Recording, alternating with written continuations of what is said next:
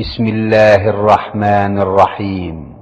পরম করুণাময় ও অসীম দয়ালু আল্লাহর নামে শুরু। ومن أحسن قولا ممن دعا إلى الله وعمل صالحا وقال إنني من المسلمين।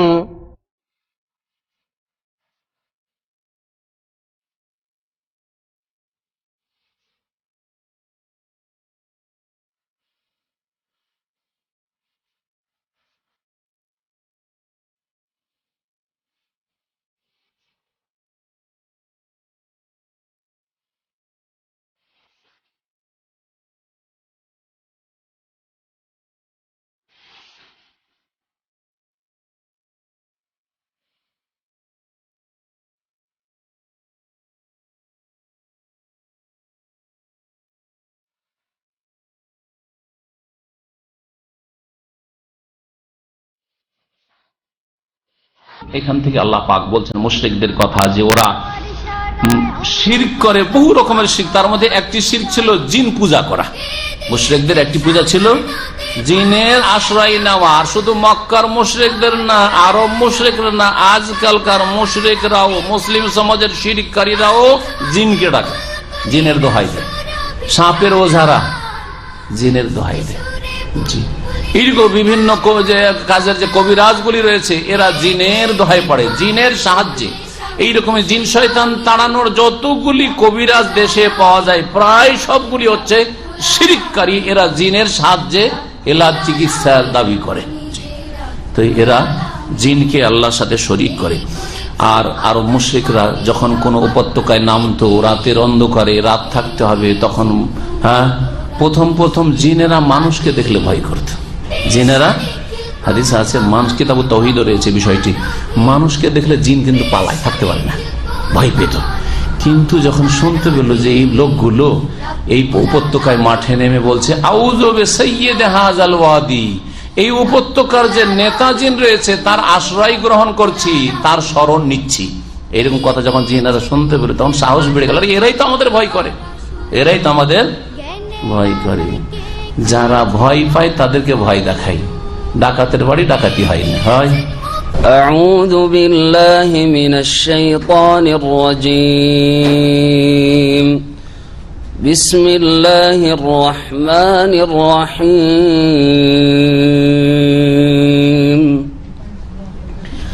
وما قدروا الله حق قدره إذ قالوا ما أنزل الله على بشر من شيء قل من أنزل الكتاب الذي جاء به موسى نورا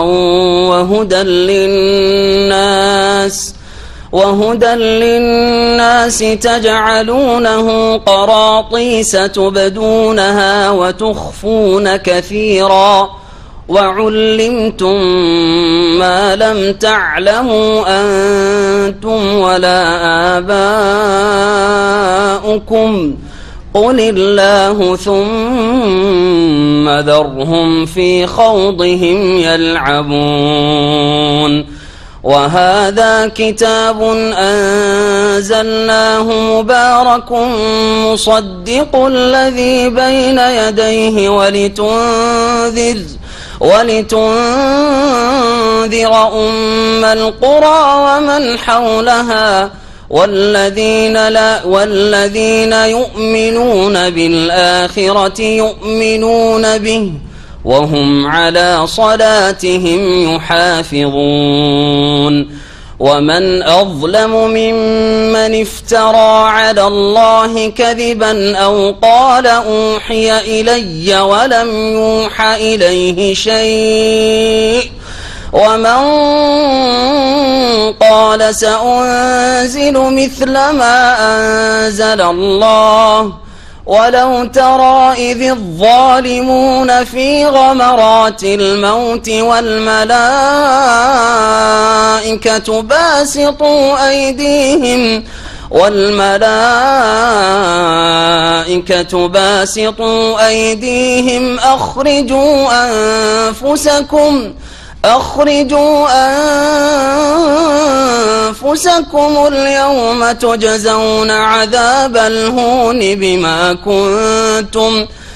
اليوم تجزون عذاب الهون بما كنتم تقولون على الله غير الحق وكنتم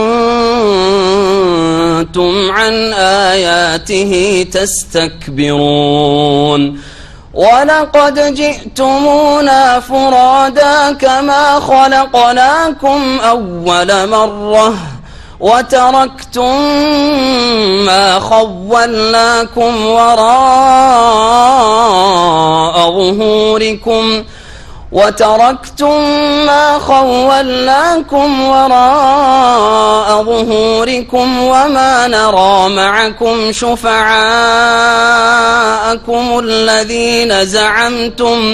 وما نرى معكم شفعاءكم الذين زعمتم أنهم فيكم شركاء لقد تقطع بينكم وضل عنكم ما كنتم تزعمون إن الله فالق الحب والنوى يخرج الحي من الميت ومخرج الميت من الحي ذلكم الله فأنا تؤفكون فالق الإصباح وجعل الليل سكنا والشمس والقمر حسبانا ذلك تقدير العزيز العليم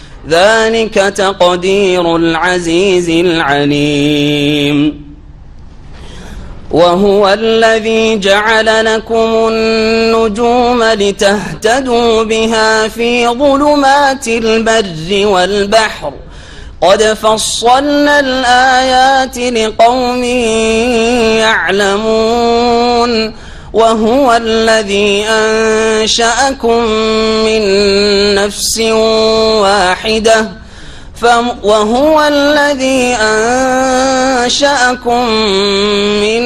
نفس واحدة فمستقر ومستودع قد فصلنا الآيات لقوم يفقهون وهو الذي أنزل من السماء ماء فأخرجنا به نبات كل شيء فأخرجنا منه خضرا نخرج منه حبا متراكبا ومن النخل من طلعها قنوان دانية وجنات من أعناب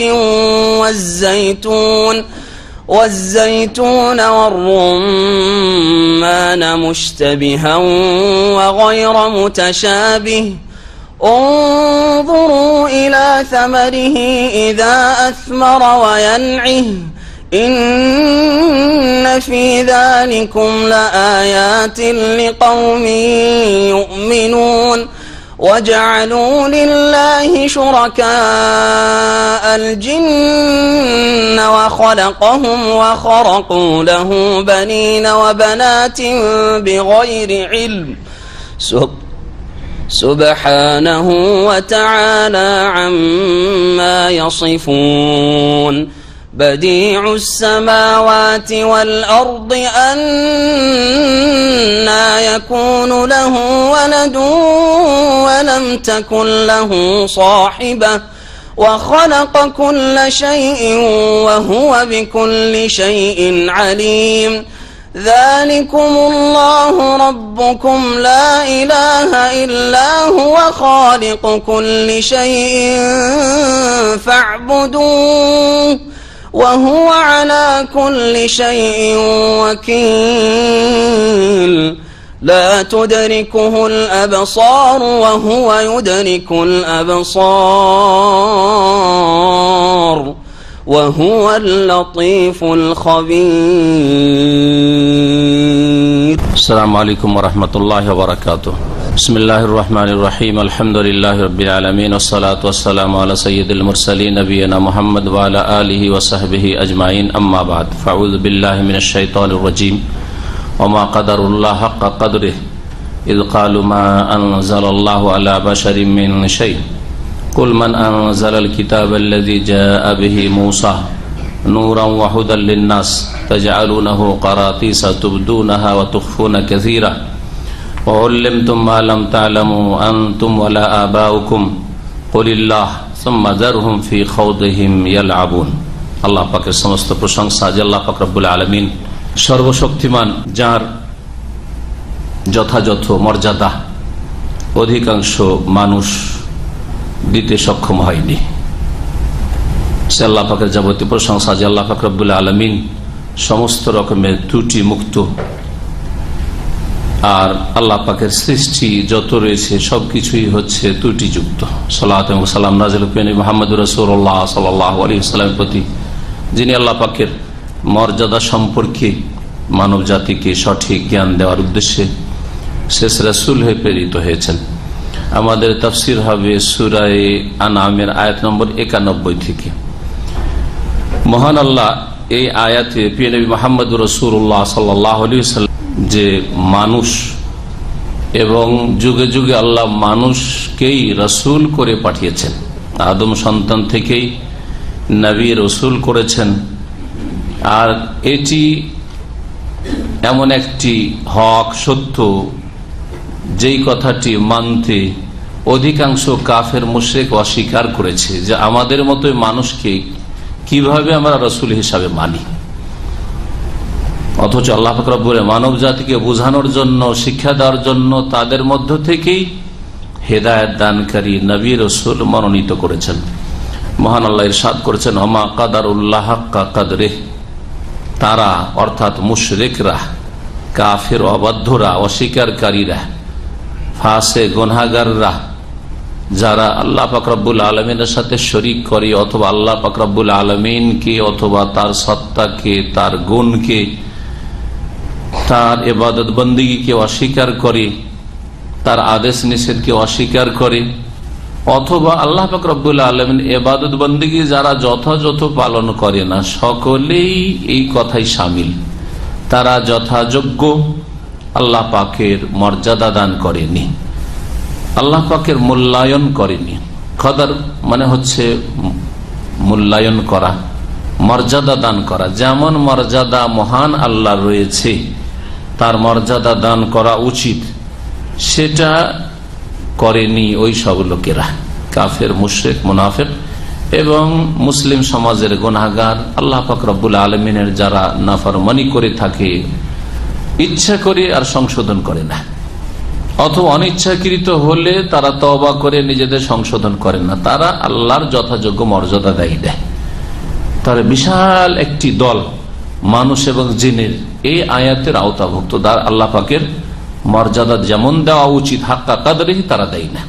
একমাত্র আল্লাহ পাকের যথাযোগ্য মর্যাদা দান করে কারা? যারা আল্লাহ পাক রব্বুল আলামিনের তাওহীদ প্রতিষ্ঠা করে, রাসূলুল্লাহ সাল্লাল্লাহু আলাইহি সাল্লামের সত্যিকার অনুসরণ করে, কারণ তার অনুসরণ ছাড়া কোনো ইবাদত বন্দেগী ভালো কাজ কবুল হয় না এবং পাপ থেকে বাঁচা যায় না। এই জন্য আল্লাহ পাক নবী রাসূল পাঠিয়েছেন। তাহলে তাওহীদ প্রতিষ্ঠাকারী, কোরআন সুন্নাহর অনুসারী, নবী করিম সাল্লাল্লাহু আলাইহি সাল্লামের ইত্তেবা অনুসরণকারী, আর যারা আল্লাহ পাকের ফরজ ওয়াজিব আদায় করে, হারাম নাজায়েজ থেকে বেঁচে থাকে, তারাই একমাত্র যথাযোগ্য মর্যাদা দান করে। এই বিষয়টি এত গুরুত্বপূর্ণ যে কোরআনে কারীমের 3টি জায়গায় 3 সূরাতে একই বাক্যে আল্লাহ উল্লেখ করেছেন। এখানে সূরা আনামের আয়াত নম্বর 91, সূরা হজে রয়েছে এবং সূরা জুমারেও রয়েছে। চিন্তা করুন, অনেকে হয়তো এই বিষয়টিকে স্পষ্ট বুঝতে পারবেন না যে মুসলিম কি করে আল্লাহর কদর করেন, আল্লাহর যথাযোগ্য মর্যাদা দেয় না। আপনি মুসলিম কিন্তু আপনার জীবনে গুনাহ হইতে আছে, এমন কিছু কাজ করছেন যেই কাজগুলি আপনার বাপের সামনে করতে পারবেন না, আপনার মায়ের সামনে করতে পারবেন না, আপনার শ্বশুর শাশুড়ির সামনে করতে পারবেন না, আমাদের সামনে করতে পারবেন না, পরে একজন সাধারণ মানুষের সামনে করতে পারবেন না। সেই কাজটি আপনি নির্জনে করছেন। আর আজকে এই ইন্টারনেটের ফিতনার যুগে জি বলেন যে অধিকাংশ মানুষ যারা ইন্টারনেট নাড়াচাড়া করে একা একা অনেক কিছু দেখে, হঠাৎ করে যদি স্ত্রী আসে তাও চট করে বন্ধ করে দিবে যে না, ওর সামনে এটা দেখবো না। ছেলে মেয়ে দেখছে বাপের সামনে বন্ধ করে দিবে, বাপ দেখছে মা দেখছে, ছেলে মেয়ে আসলে পট করে বন্ধ করে দিবে।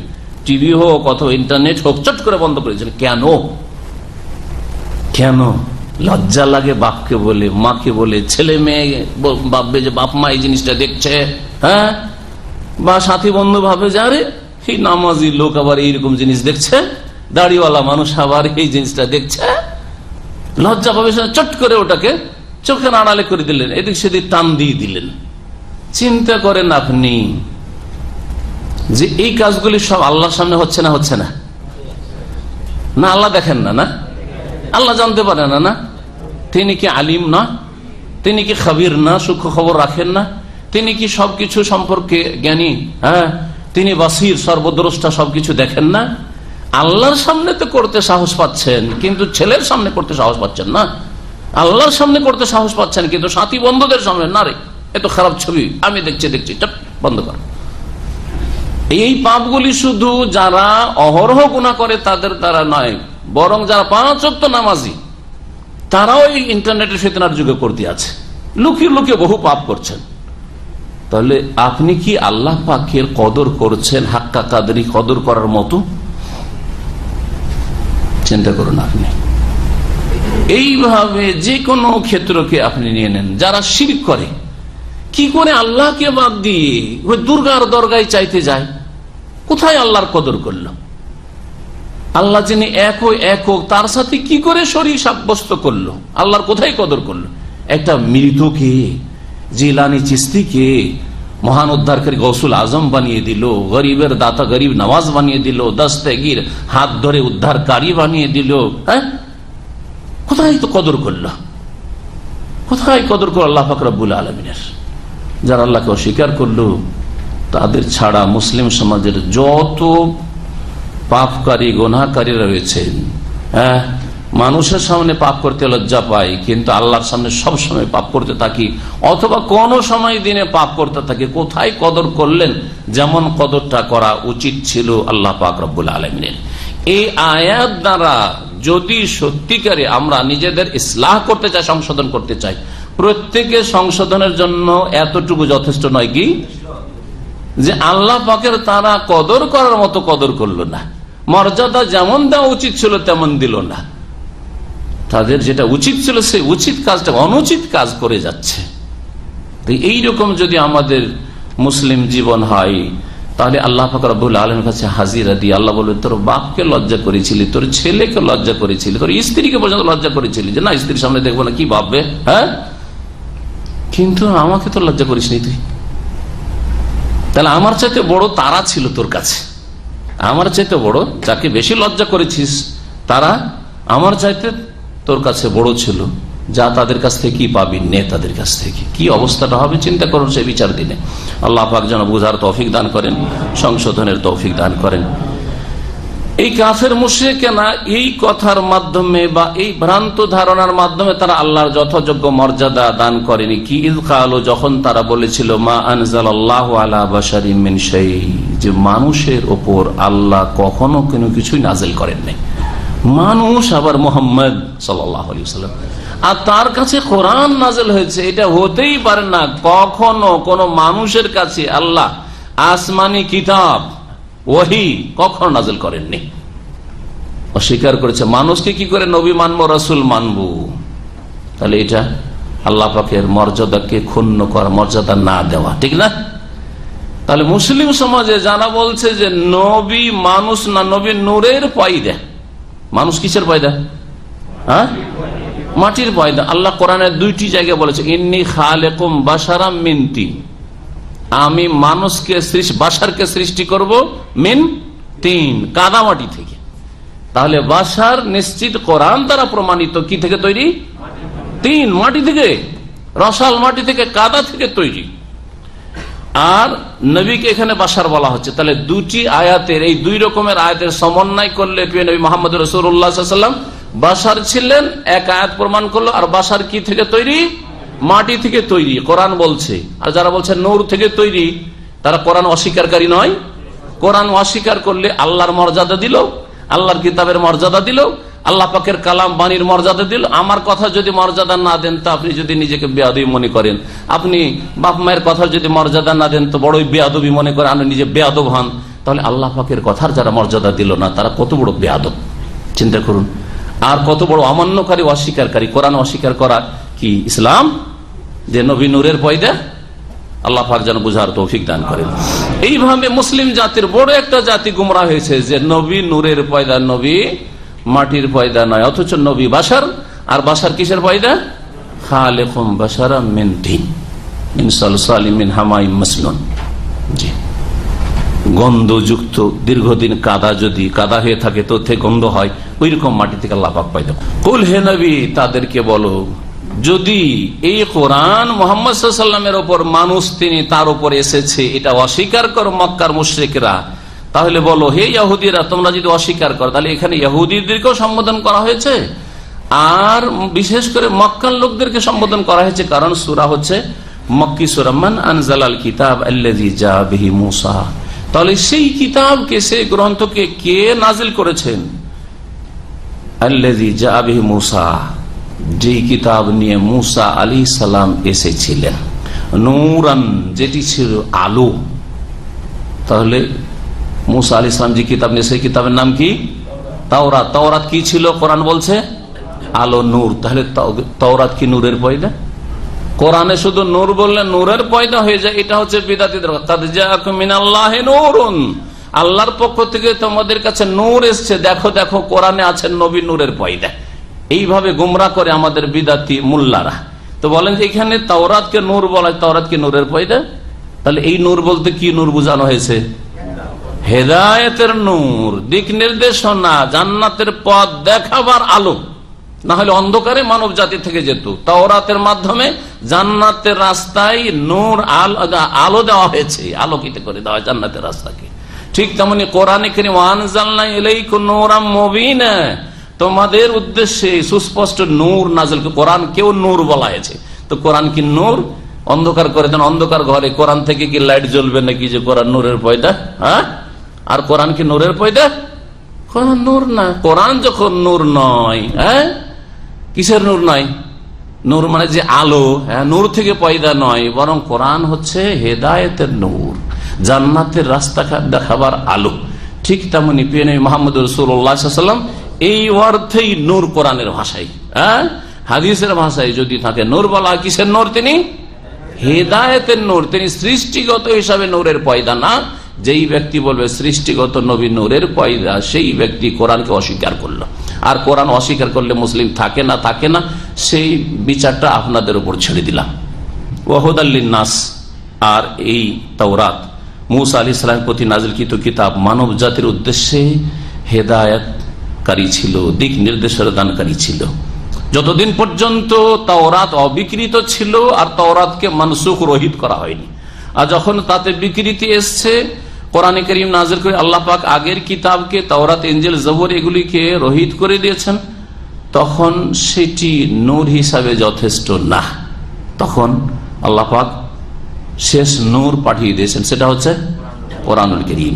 তাই যে আলুনাহু কারাতিসা, সেটাকে তোমরা বিভিন্ন কাগজে লিপিবদ্ধ করেছিলে। কিরতাসের জমা বহু বচন হচ্ছে কারাতিস। কিরতাসুন মানে কাগজপত্র, কাগজ পৃষ্ঠা, পাতা। তো কাগজের পাতাই তোমরা লিখে রেখেছিলে। তাওরাত কাগজের পাতায় পাতায়। কাগজ মানে জরুরি নয় যে আজকালকার বর্তমান যুগের কাগজ, যাতে লিখা হয়, সেই যুগে যাতে লিখা হয়, তো সেটা পাথরে হোক অথবা চামড়ায় হোক আর গাছের বাকলে হোক, যেভাবে হোক না কেন। নবী করিম সাল্লাল্লাহু আলাইহি ওয়াসাল্লামের যুগে 1400 বছর আগেই যখন কোরআন কারীম প্রথম লিখা হয়, তখন এগুলিতে লিখা হয়েছে, ঠিক না? তারপরে এই যে বর্তমান যুগের যে কাগজ, সেই পেপার আব্বাসী খেলাফতের যুগে প্রথম আবিষ্কার হয়েছে। তার আগে ওমাইয়ার যুগেও কাগজ আবিষ্কার হয়নি, কাগজ আসেনি। ইহুদিরা করতো কি? তাহলে এই আয়াতে প্রথম দিকে আলোচনা করা হয়েছে মক্কার মুশরিক সম্পর্কে, আর তারপরে তখন ইহুদিদের সম্পর্কে আলোচনা করা হয়েছে। এটা একটি মত, তাফসীর কারদের। আর একটি মত হচ্ছে যে পুরো আয়াতটা ইহুদিদের সম্পর্কে নাযিল হয়েছে। তৃতীয় মত হচ্ছে যে না, পুরো আয়াতটি হচ্ছে মক্কার মুশরিকদের সম্পর্কে, এখানে ইহুদিদের কথা নেই। কারণ তাদের যুক্তি যে সূরা হচ্ছে মক্কি সূরা। এখানে যদি বলা হয় যে এই অংশটুকু ইহুদিদের সম্পর্কে বলা হয়েছে, যদিও প্রথম দিকে সম্বোধন করা হয়েছে মক্কার মুশরিকদের, আর মক্কার মুশরিকরা ইহুদিদের পাশাপাশি বসবাস করত, মদিনায় ইহুদিরা ছিল, আর তাদের সাথে তাদের চলাফেরা ছিল, ব্যবসা বাণিজ্যের সম্পর্ক ছিল। ইহুদিদের যে একটি খারাপ আচরণ সেটা হচ্ছে তাদের ধর্মে বিকৃতি ঘটানো, কিতাবে তাওরাতে রদবদল করা। কিভাবে? যেটা মনের উল্টা মাসলা সেটাকে কি করো, লুকিয়ে রেখে দাও, আর যেটা সুবিধাজনক সেটাকে কি করে দাও, প্রকাশ করো। বরং সংযোজন করা, তাহরিফ এটাও শামিল, যেটা নেই কিন্তু এটা নিজের স্বার্থে রয়েছে বাড়িয়ে দেওয়া, সেটা অ্যাড করে দেয়। যেমন মুসলিম সমাজ আজকাল বিদাত, হ্যাঁ, মিষ্টি মিষ্টি সুন্নাত, বিদাত গুলি হচ্ছে মিষ্টি সুন্নাত, সব তাদের মজা লাগে। হ্যাঁ, হালুয়া রুটি খেতে মজা লাগে, বলে এটা নবী সাল্লাল্লাহু আলাইহি ওয়াসাল্লাম দাঁত ভাঙার পরে ওহুদে কিছুই খেতে পারছিলেন না, কি খেয়েছিলেন? হালুয়া খেয়েছিলেন, এটা হচ্ছে মিষ্টি সুন্নাত। আর তার আগে কষ্টের সুন্নাত হচ্ছে দাঁত ভাঙা। তো বিদাতিকে বলেন যে দাঁত ভেঙে দাও, আর দাঁত ভাঙার পরে মিষ্টি খাও, ঠিক না? তো মিষ্টি সুন্নাত পালন করতে হবে, আর তিতা সুন্নাত পালন করতে হবে, যদি সেটা সুন্নতি হয়। আর আমাদের কাছে যেহেতু এটা সুন্নত নয়, সুতরাং আমাদের কোনোটাই করা লাগবে না, হালুয়া খাওয়া লাগবে না, আর আমাদেরকে দাঁত ভাঙা লাগবে না, বিদাতিদের দাঁত ভাঙা লাগবে আগে। ইহুদিরা তাই করতো। আল্লাহ বলছেন তাজআলুনাহু, কোন কোন কিরাতে এজন্য ইয়াজআলুনাহু কারাতিসা ওয়া ইউবদুনা, হ্যাঁ, ওয়া ইউখফুনা কাসীরা। এইরকম হইলে অর্থ বুঝতে একটু সুবিধা, যে মক্কার মুশরিকরা তারা মানে ইহুদিরা এইরকম, যাদের জন্য কিতাব নাযিল, যারা কিতাবের প্রতি ঈমান নিয়ে এসেছিল, মানে তাওরাতের প্রতি, তারা এইরকম কাজটা করতো। তাজআলুনাহু কারাতিসা, হে ইহুদিরা তোমরা কি করেছিলে, সেগুলিকে বিভিন্ন কাগজে লিপিবদ্ধ করেছিলে, আর তুবদুনাহা, সেগুলোর কিছু অংশ প্রকাশ করতে, ওয়া তুখফুনা কাসীরা, অধিকাংশ বিষয়গুলি তোমরা গোপন করতে, লুকিয়ে রাখতে। যেমন নবী করিম সাল্লাল্লাহু আলাইহি ওয়াসাল্লামের জামানার ঘটনা, মদিনায় ইহুদিদের একটা জেনার ঘটনা, ব্যভিচারের ঘটনা এসছে। তখন নবী করিম সাল্লাল্লাহু আলাইহি ওয়াসাল্লাম বলছেন যে দ্বীন ইসলামের বিধান হচ্ছে, আমার কাছে বিচার নিয়ে এসছো, দ্বীন ইসলামের বিধান হচ্ছে কি করতে হবে, বিবাহিত হলে রজম করতে, সংসার করতে, পাথর মেরে শেষ করতে হবে। তখন তারা বলছে যে আমাদের ধর্মে তো নাই। নবী সাল্লাল্লাহু আলাইহি ওয়াসাল্লাম জানতেন না তাদের ধর্মে তাওরাতেও রজম আছে, ওইসব তোমাদের তাওরাত সেটাকে লুকিয়ে রেখেছে, হ্যাঁ, ঢেকে রেখেছে, আর বাকিটা পড়ছে। তো এই ছিল তাদের আচরণ। রজমের আয়াত কি, গোপন রাখা, তুখফুনা কাসীরা, তোমরা অনেক কিছুকে গোপন রাখতে। এইরকমই নবী করিম সাল্লাল্লাহু আলাইহি ওয়াসাল্লাম সম্পর্কে যে ভবিষ্যৎবাণীগুলি তাওরাতে, ইনজিলে, বাইবেলে রয়েছে বা ছিল, অবিকৃত বাইবেলে অনেক কিছুই ছিল যেগুলো বিকৃত করে সরিয়ে ফেলেছে, আর বিকৃত হইলেও তাতে অনেক তাওহীদের কথা এবং রিসালাতের কথা, শেষ নবী সাল্লাল্লাহু আলাইহি ওয়াসাল্লামের মুবাশশিরাত, সুসংবাদের কথা, ভবিষ্যৎবাণীর কথা রয়েছে। আর ওই সব আসমানি কিতাব থেকেই আর্যরা নিয়ে এসে বেদ রচনা করেছে, ঋগ্বেদ, অন্যান্য বেদেও তাওহীদের কথা, রিসালাতের কথা, শেষ নবী মুহাম্মদ রাসূলুল্লাহ সাল্লাল্লাহু আলাইহি ওয়াসাল্লামের কথা, তার সম্পর্কে ভবিষ্যৎবাণী, তিনি উঠে চাপবেন, আর তার উম্মতরা খাতনা করা হবে, এসব কথা যে রয়েছে, এগুলিকে ব্রাহ্মণরা, ধর্মগুরুরা হিন্দুদের আর অন্যান্য ধর্মে তারা কি রেখেছে, তুখফুনা কাসীরা, অনেক বেশি গোপন রাখতে তোমরা, লুকিয়ে রেখেছে। কারণ এগুলো জানলে গোমর ফাঁস হয়ে যাবে, গোমর ফাঁস হয়ে যাবে। আর এইরকম মুসলিম সমাজে যারা বিদআত করে, শিরক করে, তারা শিরকগুলিকে লুকিয়ে লুকিয়ে রেখেছে, লুকিয়ে লুকিয়ে রেখেছে। আর অন্ধভাবে জনগণ পড়াশোনা করে, যার ফলে অন্ধভক্তির কারণে তাদের ধর্মীয় পুস্তকগুলিতে যে বড় বড় শিরক আছে এগুলি বুঝতেই পারে না, বুঝতে পড়লেও বুঝতে পারে না, হলে ওগুলো পড়াই না, বাকিগুলো পড়ায়। আর ওইটা ওই কিতাবে ঠিকই রেখেছে, তাদের মুরব্বীদের এই শিরকি আকীদা, সুফিদের ওইসব ছিল আর আছেও। যদি এগুলি মুসলিম সমাজ জানতে পারে, কেউ জানিয়ে দেয়, তখন আর বরদাস্ত হয় না, আগুন লেগে যায়। চোখ খুলে দেওয়া হয়েছে যে তাদের ধর্মীয় পুস্তকগুলিতে শিরক আর বিদআতে ভরা। তারা হামিয়া নবী, আল্লাহ, হে আল্লাহর নবী রহম করুন, রহম করুন, যদি তবলিগি নিসাবে থাকে, ফাজাইল আমলে থাকে, এইরকম ভাবে উদাহরণস্বরূপ বললাম, এইরকম মকসুদুল মুমিনিনে, এইরকম যতগুলি কিতাব প্রচলিত দেশের কিতাব রয়েছে শিরক আর বিদআতে ভরা রয়েছে, শিরক আর বিদআতে ভরা রয়েছে। জি হ্যাঁ, যেগুলিকে তারা গোপন রাখে, মানুষের সামনে স্পষ্ট করে না। আর মানুষ ভুল ধর্ম পালন করে জাহান্নামের রাস্তায় জান্নাতের আশায় বসে থাকে, জান্নাতের আশা করে পরকালে নাজাতের জন্য মেহনত পরিশ্রম করছে, কিন্তু আমেলাতুন নাসিবা, কঠোর পরিশ্রম করে আমল করছে, তাসলা নারান হামিয়া, শেষ পরিণামে জ্বলন্ত আগুনে প্রবেশ করতে হবে। আল্লাহ পাক যেন আমাদের চোখ খোলার তৌফিক দান করেন, চোখ খুলে দেখার এবং জানার এবং মানার পালন করার তৌফিক দান করেন, সংশোধনের তৌফিক দান করেন। এই ছিল আগের যেগুলি গুমরাহ জাতি, তাদের বদ চরিত্র, হক কথাকে গোপন রাখা। এবং তোমাদেরকে শেখানো হয়েছিল এমন বিষয়গুলি যেগুলি তোমরাও জানতে না, তোমাদের পূর্বপুরুষরাও জানতো না। তাওহীদের কথা তোমাদের পূর্বপুরুষরা অনেকে জান। 300 বছর ধরে শিরক চলতে আছে মক্কায়, সুতরাং পূর্বপুরুষরা তাওহীদ সম্পর্কে জাহেল মূর্খ হয়ে গেছে। তোমাদেরকে তাওহীদের জ্ঞান দেওয়া হচ্ছে কোরআনে কারীম দিয়ে, প্রিয় নবী মুহাম্মদ রাসূলুল্লাহ সাল্লাল্লাহু আলাইহি ওয়াসাল্লামের মাধ্যমে। এমন কিছু তোমাদের সামনে স্পষ্ট হচ্ছে যা তোমাদের পূর্বপুরুষরা জানতো না, তোমরা জানতে না। তাহলে মক্কার মুশরিকদেরকে সম্বোধন করা হয়েছে, আর ইহুদিদেরকেও সম্বোধন করা হয়েছে যে তোমরা এমন কিছু যে বিধিবিধান দিন ইসলামের কোরআনে কারীমে এসেছে যেগুলি তোমাদের পূর্বপুরুষরা জানতো না, কিন্তু আল্লাহ তোমাদের সৌভাগ্য করেছেন, সুতরাং ইসলাম গ্রহণ করো, ঈমান নিয়ে আসো, শেষ নবী মুহাম্মদ রাসূলুল্লাহ সাল্লাল্লাহু আলাইহি ওয়াসাল্লাম মেনে নাও। তারপরে আল্লাহ বলছে কুলিল্লাহ, কুলিল্লাহ, এটা হচ্ছে জবাব কিসের? মান আনজালাল কিতাব, কে এই কিতাব নাজিল করেছে? যেই কিতাবটি আল্লাযী জাআ বিহি মূসা, যে কিতাব নিয়ে এসেছিলেন কে? মূসা আলাইহিস সালাম। কে নাজিল করেছে? এর জবাব এখন আসছে। কুল, হে নবী বলো, আল্লাহ, আল্লাহ আনজালাল কিতাব আল্লাযী জাআ বিহি মূসা, সেই কিতাবকে আল্লাহ নাজিল করে যেই কিতাব নিয়ে মূসা আলাইহিস সালাম এসেছে। তাহলে মূসা আলাইহিস সালাম যদি মানুষ হয়ে কিতাব নিয়ে আসতে পারেন, তাওরাত রাসূল হয়ে আসতে পারেন, তো মুহাম্মদুর রাসূলুল্লাহ সাল্লাল্লাহু আলাইহি ওয়াসাল্লাম যদি রাসূল হয়ে আসলেন, তো দোষের কথা কোথায় হয়ে গেল? এটা কি নতুন কথা হইল? নতুন কথা নাই। সুম্মা যারহুম ফি খাউযিহিম ইয়ালআবুন, অতঃপর তাদেরকে ছেড়ে দাও, তারা যদি না মানে তাদেরকে ছেড়ে দাও, মানে উপেক্ষা করো, তাদেরকে শিখিয়ে দিয়ে, জানিয়ে দিয়ে, তাদেরকে দিনের দাওয়াত দিয়ে দিয়ে, দিন পৌঁছে দিয়ে, না মানলে আর জবরদস্তি করার কিছু নেই। যারহুম, তাদেরকে ছেড়ে দাও, ফি খাউযিহিম ইয়ালআবুন, তাদের খেল তামাশায় ডুবে থাকতে। বা খাউদ মানে হচ্ছে অসার কথা, অসার অনর্থক কথা, অনর্থক কথা কাজে তাদেরকে খেলাধুলা করতে ছেড়ে দাও। দুনিয়ার কাজে মেতে আছে, আর তারপরে বাতিল ভ্রান্ত ধর্মে, ভ্রান্ত আকীদায় ডুবে রয়েছে, ওই অবস্থায় তাদেরকে ছেড়ে দাও, দিনের দাওয়াত পৌঁছে দেওয়া তোমার দায়িত্ব। ওয়া হাযা কিতাবুন আনজালনাহু মুবারাক, আর এই কিতাব কোরআনে কারীম আল্লাহ পাক বলছেন যে আমি তাকে নাজিল করেছি মুবারাক, বরকতপূর্ণ করে। কোরআন হচ্ছে মুবারাক, কোরআনে দুনিয়া দিন সব ক্ষেত্রে বরকত রয়েছে, শুধু দিনের ক্ষেত্রে বরকত নয়, দুনিয়ার ক্ষেত্রে, জীবনের প্রতিটি ক্ষেত্রে বরকত রয়েছে। এই কোরআন দিয়ে বহু জাতিকে আল্লাহ পাক ওপরে উঠিয়েছেন। হ্যাঁ, যারা দাস ছিল, যারা ক্রীতদাস ছিল, যারা গোলাম ছিল, তারা বড় বড় আলেম ওলামা হয়েছে। যাদেরকে কেউ চিনত না, তাদেরকে সারা পৃথিবী চিনেছে। কিসের কারণে? কোরআনে কারীমের কারণে। ইমাম বুখারী যদি কোরআন হাদিসের আলেম আর ইমাম না হইতেন তো কে চিনত? ইমাম আবু হানিফা যদি কোরআন হাদিসের আলেম ফাকিহ না হইতেন তো কে চিনত তাকে?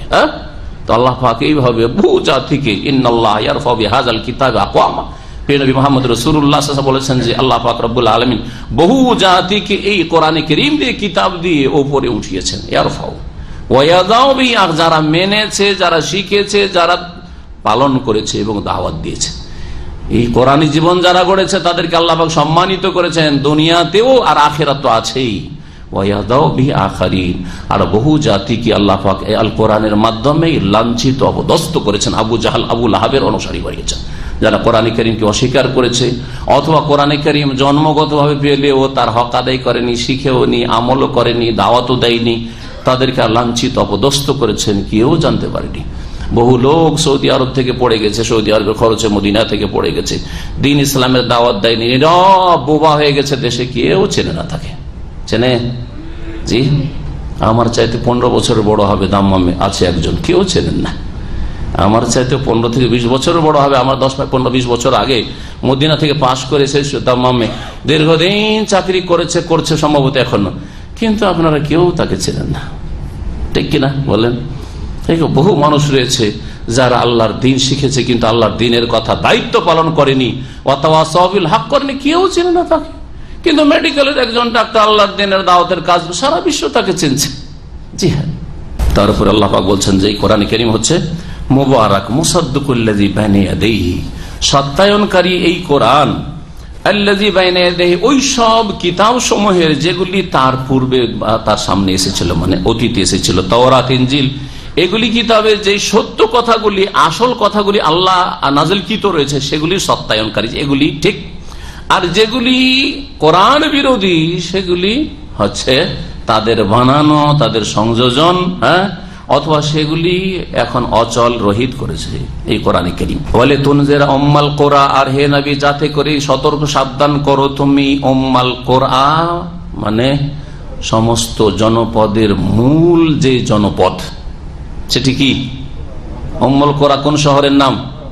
মক্কার নাম। কোরআ কারিয়াতুনের বহুবচন, কারিয়াতুন মানে জনপদ, গ্রাম শহর দুটোকে শামিল। কারিয়া গ্রামকে বলা হয়, কারিয়া শহরকে বলা হয়।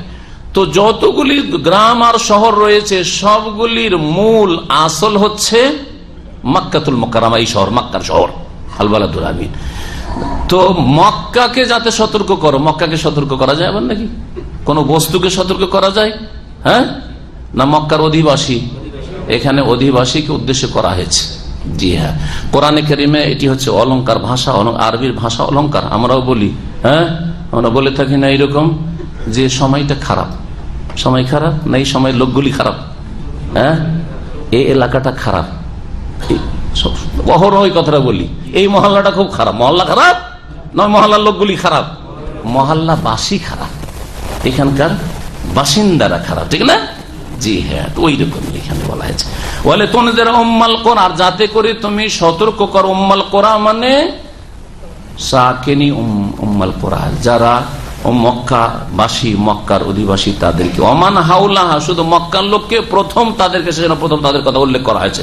নবী কারীম প্রথম দাওয়াত করতে থেকে শুরু করেছেন মক্কা থেকে, তারপরে চারপাশে তায়েফ, আশেপাশে, তারপরে মদিনা। জি, ওমান হাউলাহা, আর যারা তার চারিপাশে রয়েছে তাদেরকে সতর্ক করো। চারপাশে মানে শুধু আরব জগৎ না, আরব জগৎ ছাড়াও চারপাশে সারা পৃথিবী। আর এই সারা পৃথিবীর অর্থ শুধু এইখান থেকে নেওয়ার প্রয়োজন নেই, বহু আয়াত এই মর্মে আছে, বহু আয়াত এই মর্মে রয়েছে। আর অনেক সময় আমি তাফসীর করতে গিয়ে সেই আয়াতগুলি উল্লেখ করেছি। আল্লাহ পাক যেমন ইরশাদ করেছেন সূরা ফুরকানের শুরুতেই, তাবারাকাল্লাযী নাযালাল ফুরকানা আলা আবদিহি লিয়াকুনা লিল আলামিনা নাযীরা, তার বান্দার উপর আল ফুরকান নাযিল করে যাতে করে বিশ্ব জগতের জন্য। তাহলে এখানে শুধু মক্কার চারিদিকের লোকে না, বিশ্ব জগৎ, সারা বিশ্ব, আলামিন, আলাম মানে অল, হ্যাঁ, সারা বিশ্ববাসীর জন্য যেন তিনি সতর্ককারী হন। এখানেও সতর্কের কথা তুনজিরা বলা হয়েছে, ওখানে বলা হয়েছে নাযীরা। তো বিশ্ববাসীর জন্য নবী মুহাম্মদ রাসূলুল্লাহ সাল্লাল্লাহু আলাইহি ওয়াসাল্লাম সতর্ককারী নবী রসুল হয়ে এসেছেন, সাবধান করার জন্য, জাহান্নামের রাস্তায় যেও না, ইহকাল পরকালকে ধ্বংস করিও না। এইরকম বলি, আইয়ুহান নাস ইন্নী রাসূলুল্লাহ ইলাইকুম জামিআ ওয়া মা আরসালনাকা ইল্লা কাফাতাল লিন-নাস, সমস্ত মানুষের রাসূল করে পাঠিয়েছি। ওয়া মা আরসালনাকা ইল্লা রাহমাতাল লিল আলামিন লিউনজিরাকুম বিহি ওয়া মান বালাগ, তোমাদেরকে সতর্ক করছি কোরআন দিয়ে, এবং যার কাছে কোরআনের কথা পৌঁছবে, তাকে, যার কাছে পৌঁছে যায় সারা পৃথিবীতে, তাকেই সতর্ক করা হয়েছে। এইরকম বহু আয়াত কোরআনে কারীমে রয়েছে এই মর্মে যে প্রিয় নবী মুহাম্মদ রাসূলুল্লাহ সাল্লাল্লাহু আলাইহি ওয়াসাল্লামের রিসালাত হচ্ছে সারা বিশ্বব্যাপী সমস্ত মানুষের জন্য।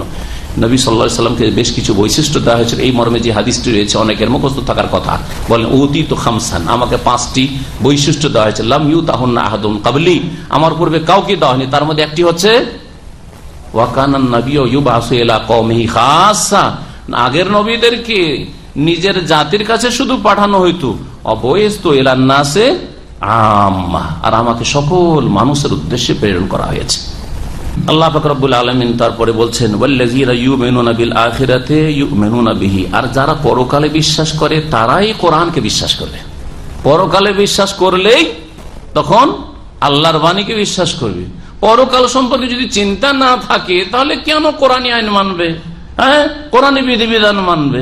তাহলে গুরুত্বপূর্ণ বিষয়। এই জন্য প্রিয় নবী মুহাম্মদ রাসূলুল্লাহ সাল্লাল্লাহু আলাইহি ওয়াসাল্লামের অধিকাংশ হাদিসগুলিতে যেখানে ঈমানের কথা রয়েছে, মান কানা ইউমিনু বিল্লাহি ওয়াল ইয়াউমিল আখির, ঈমানের পিলার কয়টি? 6টি, কিন্তু এই 2টির কথা বিশেষ করে উল্লেখ করা হয়েছে। যেই ব্যক্তি আল্লাহর প্রতি ঈমান রাখে আর আখিরাত পরকালের প্রতি ঈমান রাখে, হ্যাঁ, সে যেন এইরকম কাজ করে অথবা এরকম কাজ না করে, মনে বহু হাদিস রয়েছে। আখিরাত মানুষের জন্য যথেষ্ট, যে কোনো মানুষের জন্য পরকালকে বিশ্বাস করা তার একজন সোজা হয়ে চলা মুসলিম হওয়ার জন্য যথেষ্ট। একবার ডানে না বামেও না, আল্লাহর ইবাদত করবো, রসুলের তরিকায় চলবো, কোন আল্লাহর হক নষ্ট করবো না, নবীর হক নষ্ট করবো, বাপ মায়ের হক নষ্ট করবো না, আর ছেলে মেয়ের হক নষ্ট করবো না, আর কোনো মানুষের হক নষ্ট করবো না, কারো জুলম অত্যাচার করবো না। এর জন্য আখিরাত পরকালে আমাকে হিসাব দিতে হবে। এমন জায়গায় যাচ্ছে যেখানে গিয়ে সব কথা জিজ্ঞাসা করা হবে আমাকে।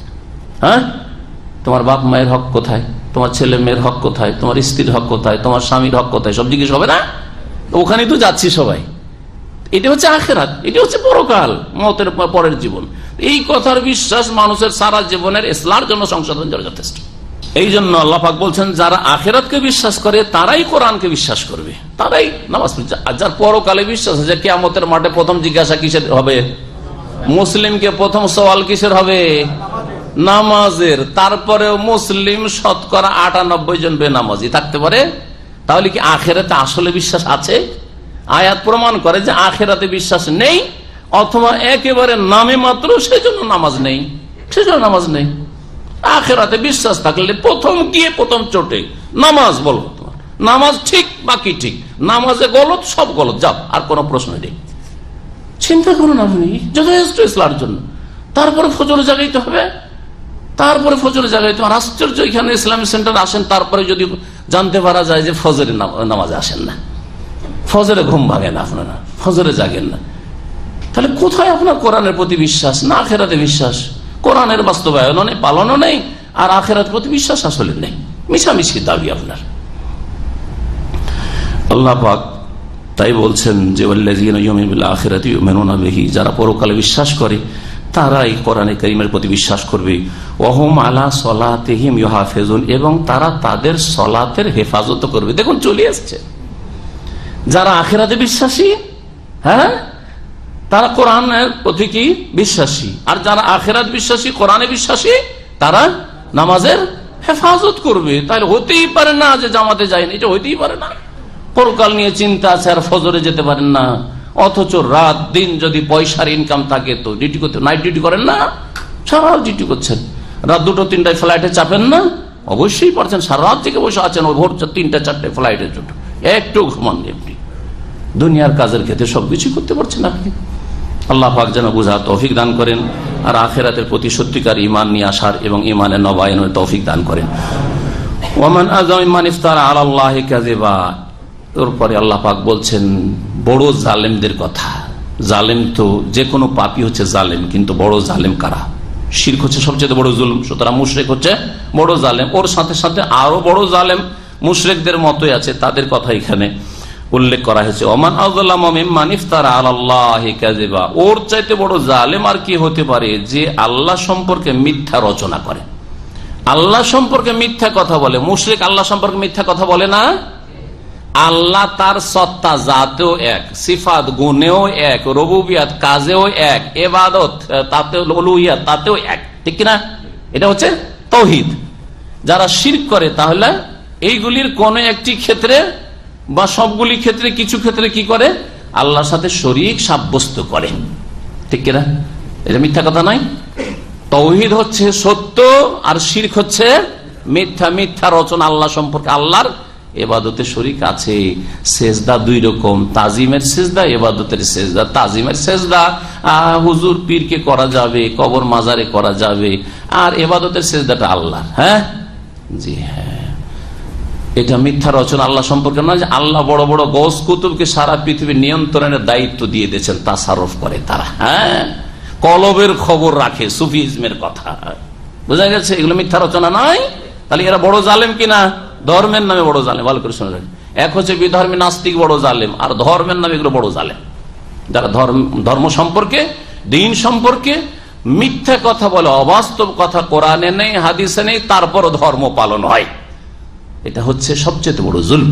জি, আল্লাহ পাক তারপরে ইরশাদ করছেন, আও কালা ওহিয়া ইলাইয়া, অথবা বলে আরেক শ্রেণীর লোক জালেম, বড় জালেম, যারা বলে আমার কাছে ওহী করা হয়েছে, নবী হওয়ার দাবি করে। নবী সাল্লাল্লাহু আলাইহি ওয়াসাল্লামের জামানায় কয়েকজন নবুয়তের দাবি করেছিল, নাম জানেন আপনারা? হ্যাঁ, যেমন সুখ্যাতর নাম জানতে হয়, কুখ্যাতর নাম জানতে হয়, তার অনিষ্ট থেকে বা ওই রকমগুলি কিয়ামত পর্যন্ত আসতে থাকবে। কাযযাব, দাজ্জাল নবী আসতে থাকবে, ওহির দাবি করবে, আমার কাছে জিবরাইল আসে, আমার কাছে স্বপ্ন যোগে আল্লাহ আসে, আল্লাহ সরাসরি আমার সাথে কথা বলে, এরকম কথা বলে না? বলে না আজকালকার ভণ্ডরা? বলে না? দেওয়ানবাগী ভণ্ড বলে না? সবচেয়ে বড় জালেম। কোরআন বলছে সবচেয়ে বড় জালেম যদি আমার কাছে ওহী হয়, নবী আসে, অথবা আল্লাহ দেখা করে আমার সাথে। সুফিদের একটা কথা আছে, মুহাদ্দিসিনে কেরামরা যখন হাদিস পড়াইতেন, ছাত্ররা হাদিস পড়ছে, বলছে তোমরা হাদিস পড়ছো মানুষের কাছে, আমি সরাসরি আল্লাহর কাছে পড়ি। এটা সুফিদের কথা। এটা ধর্ম সম্পর্কে সবচেয়ে বড় মিথ্যা কথা নয়?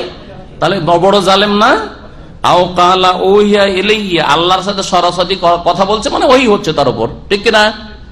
তো এর চাইতে বড় জালেম কি হইতে পারে যে বলে যে আমার কাছে ওহী করা হচ্ছে? নবী সাল্লাল্লাহু আলাইহি ওয়াসাল্লামের জামানায় অথবা তার শেষ জামানায় সাহাবায়ে কেরামদের যুগে মিথ্যুক নবী দাবি করেছিল কিছু। একজন হচ্ছে যার অনিষ্ট ব্যাপক আকার ধারণ করেছিল, মুসাইলামা কাযযাব, ধ্বংস হয়েছে এই নাজদ এলাকায়। জি হ্যাঁ। আর এমন দেশে ছিল আসওয়াদ আনাসি, এক মহিলা বলছে নবী পুরুষ হবে না, কিন্তু নবী মহিলা হবে না, দলিল কোথায়? আউযুবিল্লাহ। বুঝছেন না? নবী পুরুষ নয় হবে না, কিন্তু আমি তো মহিলা মানুষ, আমি নবী হয়ে এসেছি। দেখছেন দলিল, যুক্তি কেমন? জি হ্যাঁ, যুক্তি। এই যুক্তিতে কিছুদিন নবুয়তের দাবি টাবি করে থাকলো, আর মুসাইলামা কাযযাব ওইদিকে পুরুষ নবী, এ মহিলা নবী, দুই নবীতে একবার সাক্ষাৎ হলো, তাদের জীবনীতে লিখেছে। সাক্ষাৎ হয়ে তাঁবুতে দেখা করে এমন জেনায় লিপ্ত হইল যে জেনা করতেই থাকলো। আর শেষ পর্যন্ত আলহামদুলিল্লাহ আল্লাহ পাক রব্বুল আলামিনের রহমত হইল, আল্লাহ ভালো জান মানুষের অন্তরের অবস্থা। ওই মহিলা সাজাহ, সে পরে হেদায়েত হয়ে মুরতাদ হওয়ার পরে তওবা করে ইসলাম আবার গ্রহণ করেছিল। জি হ্যাঁ, সব মিথ্যুক নবী দাবিকারীদের রয়েছে। তো এইরকম যুগে যুগে ভারত উপমহাদেশে পাকিস্তান মির্জা গোলাম আহমদ কাদিয়ানিরা, এই কাদিয়ানিরা এদের চাইতে বড় জালেম আর কি হইতে পারে, যারা কাদিয়ানি অথবা মির্জা গোলাম আহমদ কাদিয়ানিকে মানে।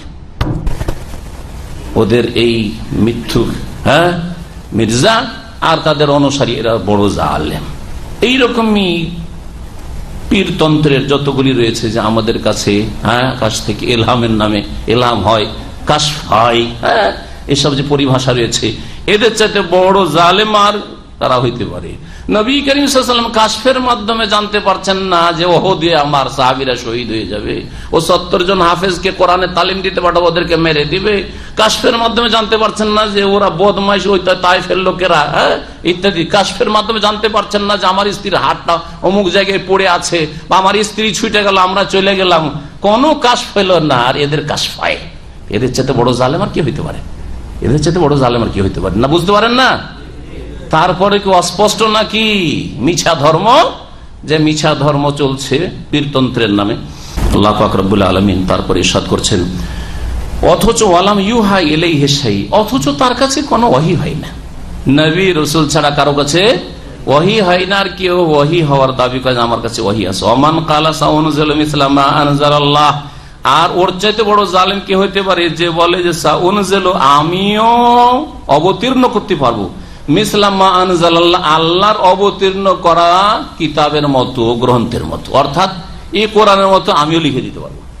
হ্যাঁ, কোরআনের মতো বাক্য আমিও তৈরি করতে পারবো, এইরকম সূরা আয়াত আমিও তৈরি করতে পারবো। যদি এরকম বলে, ওর চাইতে বড় জালেম আর কি আছে? এই অন্তর্ভুক্ত যারা বলে কোরআন ভুলের ঊর্ধ্বে নয়, কোরআন ভুলের ঊর্ধ্বে না ভাষার দিক থেকে বা অলঙ্কারের দিক থেকে, এইরকম কথা কিছু গুমরাহরা বলে মুরতাদ হয়েছে। জি, এদের চাইতে বড় জালেম আর কি হইতে পারে?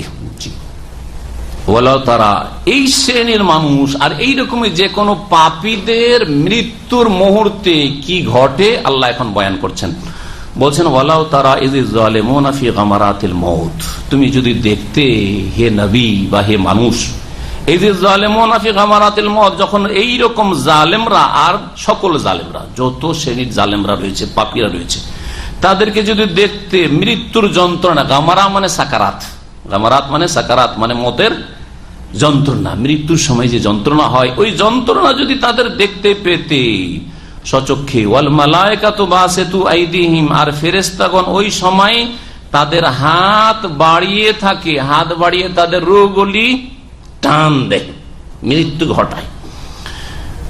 আর ওই সময় ফেরেশতারা বলতে থাকে আখরিজু আনফুসাকুম, আজকে তোমাদের আত্মাগুলি বের করো, কোথায় পালাপালি করছো, বেরিয়ে আসো খবিস আত্মা। মুসনাদ আহমদের হাদিসে রয়েছে ইয়া আইয়ুহান নাফসুল খাবিসা, হে নোংরা আত্মা, উখরুজি, বেরিয়ে আসো, ইলা গাযাবিল্লাহি ওয়া সাখাতি, আল্লাহর ক্রোধ, আল্লাহর গজব এবং আল্লাহর অসন্তুষ্টি, আল্লাহর আযাবের দিকে ফিরে আসো। কোথায় যাচ্ছ? পালাবার চেষ্টা করি, এদিক সেদিক ছোটাছুটি করে। আলিয়াউমা তুজজাউনা আযাবাল, আজকে তোমাদেরকে প্রতিদান দেওয়া হবে লাঞ্ছনাকর শাস্তির। লাঞ্ছনাকর শাস্তির আজকে মানে কোন দিন? কোন দিন? না, যখন মৃত্যু ঘটানো হচ্ছে। ভালো করে বুঝেন আয়াতটা, মৃত্যুর মুহূর্ত থেকে শুরু করে তাহলে লাঞ্ছনাকর আযাব শুরু, লাঞ্ছনাকর আযাব শুরু। এটা কেন বললাম? এই আয়াত প্রমাণ করে কবরের জীবনের, বারজাখী জীবনের আযাবের। এই আয়াত হচ্ছে কিসের দলিল? হ্যাঁ, যে মওতের পরে অসৎ লোকদেরকে আযাব হয় কবরে দাফন করে। কবরের আযাব কেন বলা হয়? কারণ ইসলামের বিধান হচ্ছে যে মাইয়াতকে কি করো? মাটিতে দফন করো, কবর দাও, সেই জন্য কবর আযাব বলা হয়। না হলে কবর আযাব আসল না, বরং যেখানেই সেই মৃত ব্যক্তির মৃতদেহ থাক না কেন, আত্মা রয়েছে তার সিজ্জিনে অসৎ ব্যক্তি, আর সৎ ব্যক্তির আত্মা রয়েছে ইল্লিনে, আর সেই আত্মার সাথে দেহ যতদিন সরে পচে নিশ্চিন্ন হয়নি সম্পর্ক আছে। ঠিক ওই রকমই সম্পর্ক মানুষকে বোঝানোর জন্য, যেমন আল্লামা শাহ ওয়ালিউল্লাহ মহোদয় দেওয়ালি বুঝাচ্ছে, যেমন স্বপ্নের অবস্থায় স্বপ্ন দেখছি আর আমি ঘুমিয়ে আছি এক জায়গায়, আর স্বপ্নে চলে গেছি অন্য কোনো দেশে, দেখি না এই সম্পর্কটাকে তো আমরা মানছি, বা এইটা তো আমরা বিশ্বাস করছি যে স্বপ্ন দেখেছি, আর স্বপ্ন আমি গেলাম, সব দেখা সাক্ষাৎ করে আসলাম, যদিও প্র্যাকটিক্যালি দেখাননি, কিন্তু স্বপ্ন যোগে এগুলো সব হইল না। ঠিক তেমনি আত্মার সাথে মৃতদেহের সম্পর্ক থাকে, যেটাকে আযাবুল কবর বলা হয়েছে, বা নাইমুল কবর নিয়ামত। সৎ লোক আল্লাহ ভীরুদের জন্য, মুমিনদের জন্য, সৎকর্মশীলদের জন্য আল্লাহর নিয়ামত রয়েছে কবরের জীবনে, বারজাখী জীবনে। আর অসৎ লোকদের জন্য কবরের জীবন আযাব রয়েছে, সেটা হচ্ছে বারজাখী জীবন। সে কবরে হোক, অথবা পানিতে ভাসিয়ে দেওয়া হয়েছে, অথবা জ্বালিয়ে দেওয়া হয়েছে, অথবা যে কোনো ভাবে মৃতদেহ কোথায় চলে গেছে, মাছের পেটে গেছে, অন্য কিছুর পেটে গেছে, হিংস্র জন্তু খেয়ে গেছে, আযাব হইতে থাকবে, যেখানে থাক আযাব হতে থাকবে, এটাকে বোঝানো হয়েছে। তাহলে কবরের আযাব আমরা যেটা বলতে চাইবো এখানে, সেটা কবর আযাব শুধু বলবেন না যে হাদিস দ্বারা প্রমাণিত। কি দ্বারা প্রমাণিত? কোরআনে কারীম দ্বারা প্রমাণিত। সুতরাং কবরের আযাবকে কেউ যদি অস্বীকার করে, কবরের নিয়ামতকে কেউ যদি অস্বীকার করে, তাহলে সেই ব্যক্তি কোরআন অস্বীকার করলো। আল্লাহ পাক তারপরে বলছেন, কেন এই লাঞ্ছনাকর আযাব? বিমা কুনতুম তাকুলুনা আলাল্লাহি গায়রাল হক, কারণ তোমরা আল্লাহ সম্পর্কে অবাস্তব কথা বলতে, গায়রাল হক সত্য কথা নয়, মিথ্যা কথা বলতে। ওয়া কুনতুম আন আয়াতিহি তাস্তাকবিরুন, আর আল্লাহর বিধানাবলী আয়াত সমূহ থেকে তোমরা অহংকার, আল্লাহর আয়াত সমূহের সামনে তোমরা অহংকার প্রদর্শন করতে। ওয়ালাকাদ জিতুমুনা ফুরাদা, যখন আল্লাহর সামনে হাজির হবে মৃত্যুর পরে, তখন আল্লাহ পাক বলবেন যে দেখো, ওয়ালাকাদ জিতুমুনা ফুরাদা, নিঃসন্দেহে আমার কাছে তোমরা এসেছো একাকী, সঙ্গহীন অবস্থায়, কোনো সঙ্গী সাথী নেই। থাকবে মওতের সময় কেউ যাবে সাথে? হ্যাঁ, কেউ যাবে না সাথে। কিয়ামতের দিনে ইন কুল্লু মান ফিস সামাওয়াতি ওয়াল আরদি ইল্লা আতির রহমান আবদা। তারপরে আল্লাহ বলছেন, তারপরে এক দুটি আয়াত পরে, ওয়া কুল্লুহুম আতিহি ইয়াউমাল কিয়ামাতি ফারদা, প্রত্যেক মানুষ কিয়ামতের মাঠে হাজির হবে ফারদান, একা একা। ওই যে ফারদ, এই ফারদের বহুবচন ফোরাদা, বা ফারদাউনের বহুবচন ফোরাদা বললে বেশি ভালো। যেমন সাকরানুনের বহুবচন সোকারা, জি, কাসলানুনের বহুবচন কোসালা, ওই রকমই ফোরাদা হচ্ছে ফারদান। ওয়ালাকাদ জিতুমুনা ফুরাদা, তোমরা নিঃসঙ্গ অবস্থায়, সঙ্গহীন অবস্থায়, একাকী অবস্থায় আমার সামনে হাজির হবে। কামা খালাকনাকুম আউওয়ালা মাররা, যেমন তোমাদেরকে প্রথমবার সৃষ্টি করেছিলাম। মায়ের পেটে যখন এসেছিলে একসাথে, হ্যাঁ, কয়েক ভাই একসাথে যায় নাকি? একাকী। আরে যমজ হলো একা একা এসেছেন, একা একা পৃথিবীতে এসেছেন। একা একা যেমন পৃথিবীতে এসেছেন, ঠিক তেমনি একা একা আল্লাহর সামনে হাজির হইতে হবে। আল্লাহ বলেন, ওয়াতারাকতুম মা খাওয়ালনাকুম ওয়ারা যুহুরিকুম, আর তোমরা পরিত্যাগ করে এসেছো, ছেড়ে এসেছো যা তোমাদেরকে প্রদান করেছে। খাওয়ালা মানে যা দেওয়া হয়েছিল, দিয়েছিলাম। ওরা জহুরকুম, তোমাদের পেছনে, মানে দুনিয়াতে ধন সম্পদ, নেতৃত্ব, সুখের সামগ্রী সব ছেড়ে চলে এসেছে খালি হাতে। সত্যিকার অর্থ যদি চিন্তা করেন, যতই টাকা পয়সা ইনকাম করেন আর যতই দুনিয়ার ভোগ বিলাসের সামগ্রী আপনি সঞ্চয় করে নেন, যাওয়ার সময় কি খালি হাতে যেতে হবে। আপনি বাসা যেটা ভাড়া বাড়িতে ভাড়া বাসাতে থাকলেও একাই যেতে হবে। আর বিশাল যদি ভিলার অট্টালিকা একেবারে রাজ প্যালেসও তৈরি করেন, তারপরেও একাই বেরিয়ে যেতে হবে, খালি হাতে বেরিয়ে যেতে হবে, খালি হাতে বেরিয়ে যেতে হবে। আর তারপরেও পয়সার জন্য, ধন সম্পদের জন্য এত মরিয়া, হারাম খাওয়া। একটু চিন্তা করুন, আল্লাহ পাক যেন আখিরাতের সম্পর্কে চিন্তাশীল হওয়ার তৌফিক দান করেন। আল্লাহ পাক বলছেন যে অমানারা মাকুম শুফাকুম, আর তোমাদের সাথে তোমাদের সুপারিশকারী সেসব উপাস্য দেখছি না। তোমরা যেসবের উপাসনা করেছিলে, কোথায় তোমাদের গোজ কুতুব আবদাল, আর কোথায় তোমাদের দুর্গা দরগা, ওগুলোকে নিয়ে এসো। হ্যাঁ, এগুলোকে নিয়ে এসো। ওরা যে তোমাদের কাজে আসবে, সুপারিশ করবে, ওসিলা হবে, ওসিলা গুলিকে নিয়ে এসো। যারা ওসিলা বলেছে ওসিলা, যারা মাধ্যম বলেছে মাধ্যম, নিয়ে আসো তোমাদের ওগুলোকে। আল্লাযীনা যামতু, যাদের সম্পর্কে তোমাদের ধারণা ছিল যে আন্নাহুম ফীকুম শুরাকা, যে তোমাদের ক্ষেত্রে তারাও শরীক রয়েছে আল্লাহর সাথে। আল্লাহর সাথে ওরাও অংশ রাখে। আল্লাহও ছেলে মেয়ে দিতে পারে, তারাও দিতে পারে। আল্লাহ রোগ ভালো করে, তারাও ভালো করে রোগ। হ্যাঁ, আল্লাহ বালা মুসিবত দূর করেন, তারাও দূর করে। আল্লাহ সুখ দুঃখের মালিক, তারাও সুখ দুঃখের মালিক। আল্লাহ নিয়ন্ত্রণ করেন আর তারাও পৃথিবীর নিয়ন্ত্রণ করে ধৈর্য আছে, না হয় আল্লাহর গজবে ধ্বংস হয়ে যেত। এইসব আকীদা আছে না নাই সুফিদের?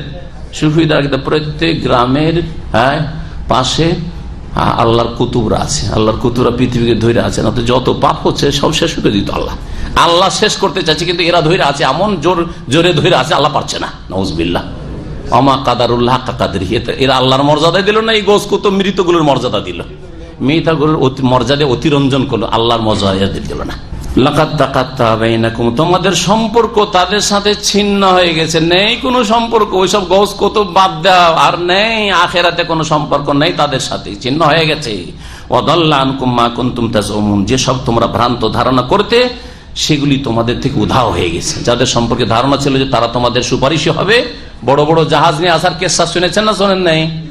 হাসরের মাঠে বড় বড় জাহাজ নিয়ে আসবে, আর জাহাজে করে নিয়ে গিয়ে জান্নাতের গেটে লাগিয়ে দিবে। হ্যাঁ, কারা বলেছে? হক্কানি পীরেরা, যাদেরকে দেশে হক্কানি বলা হচ্ছে বাংলাদেশে, তাদের বক্তব্য আছে, ভালো করে শোনেন। আল্লাহ বলছেন উধাও হয়ে যাবে, জাহাজ উধাও হয়ে যাবে। দাল্লা আনহুম মা কুনতুম তাজুমুন, যা ধারণা করতে সব উধাও, দুনিয়ার ধারণা বাতিল ধারণা।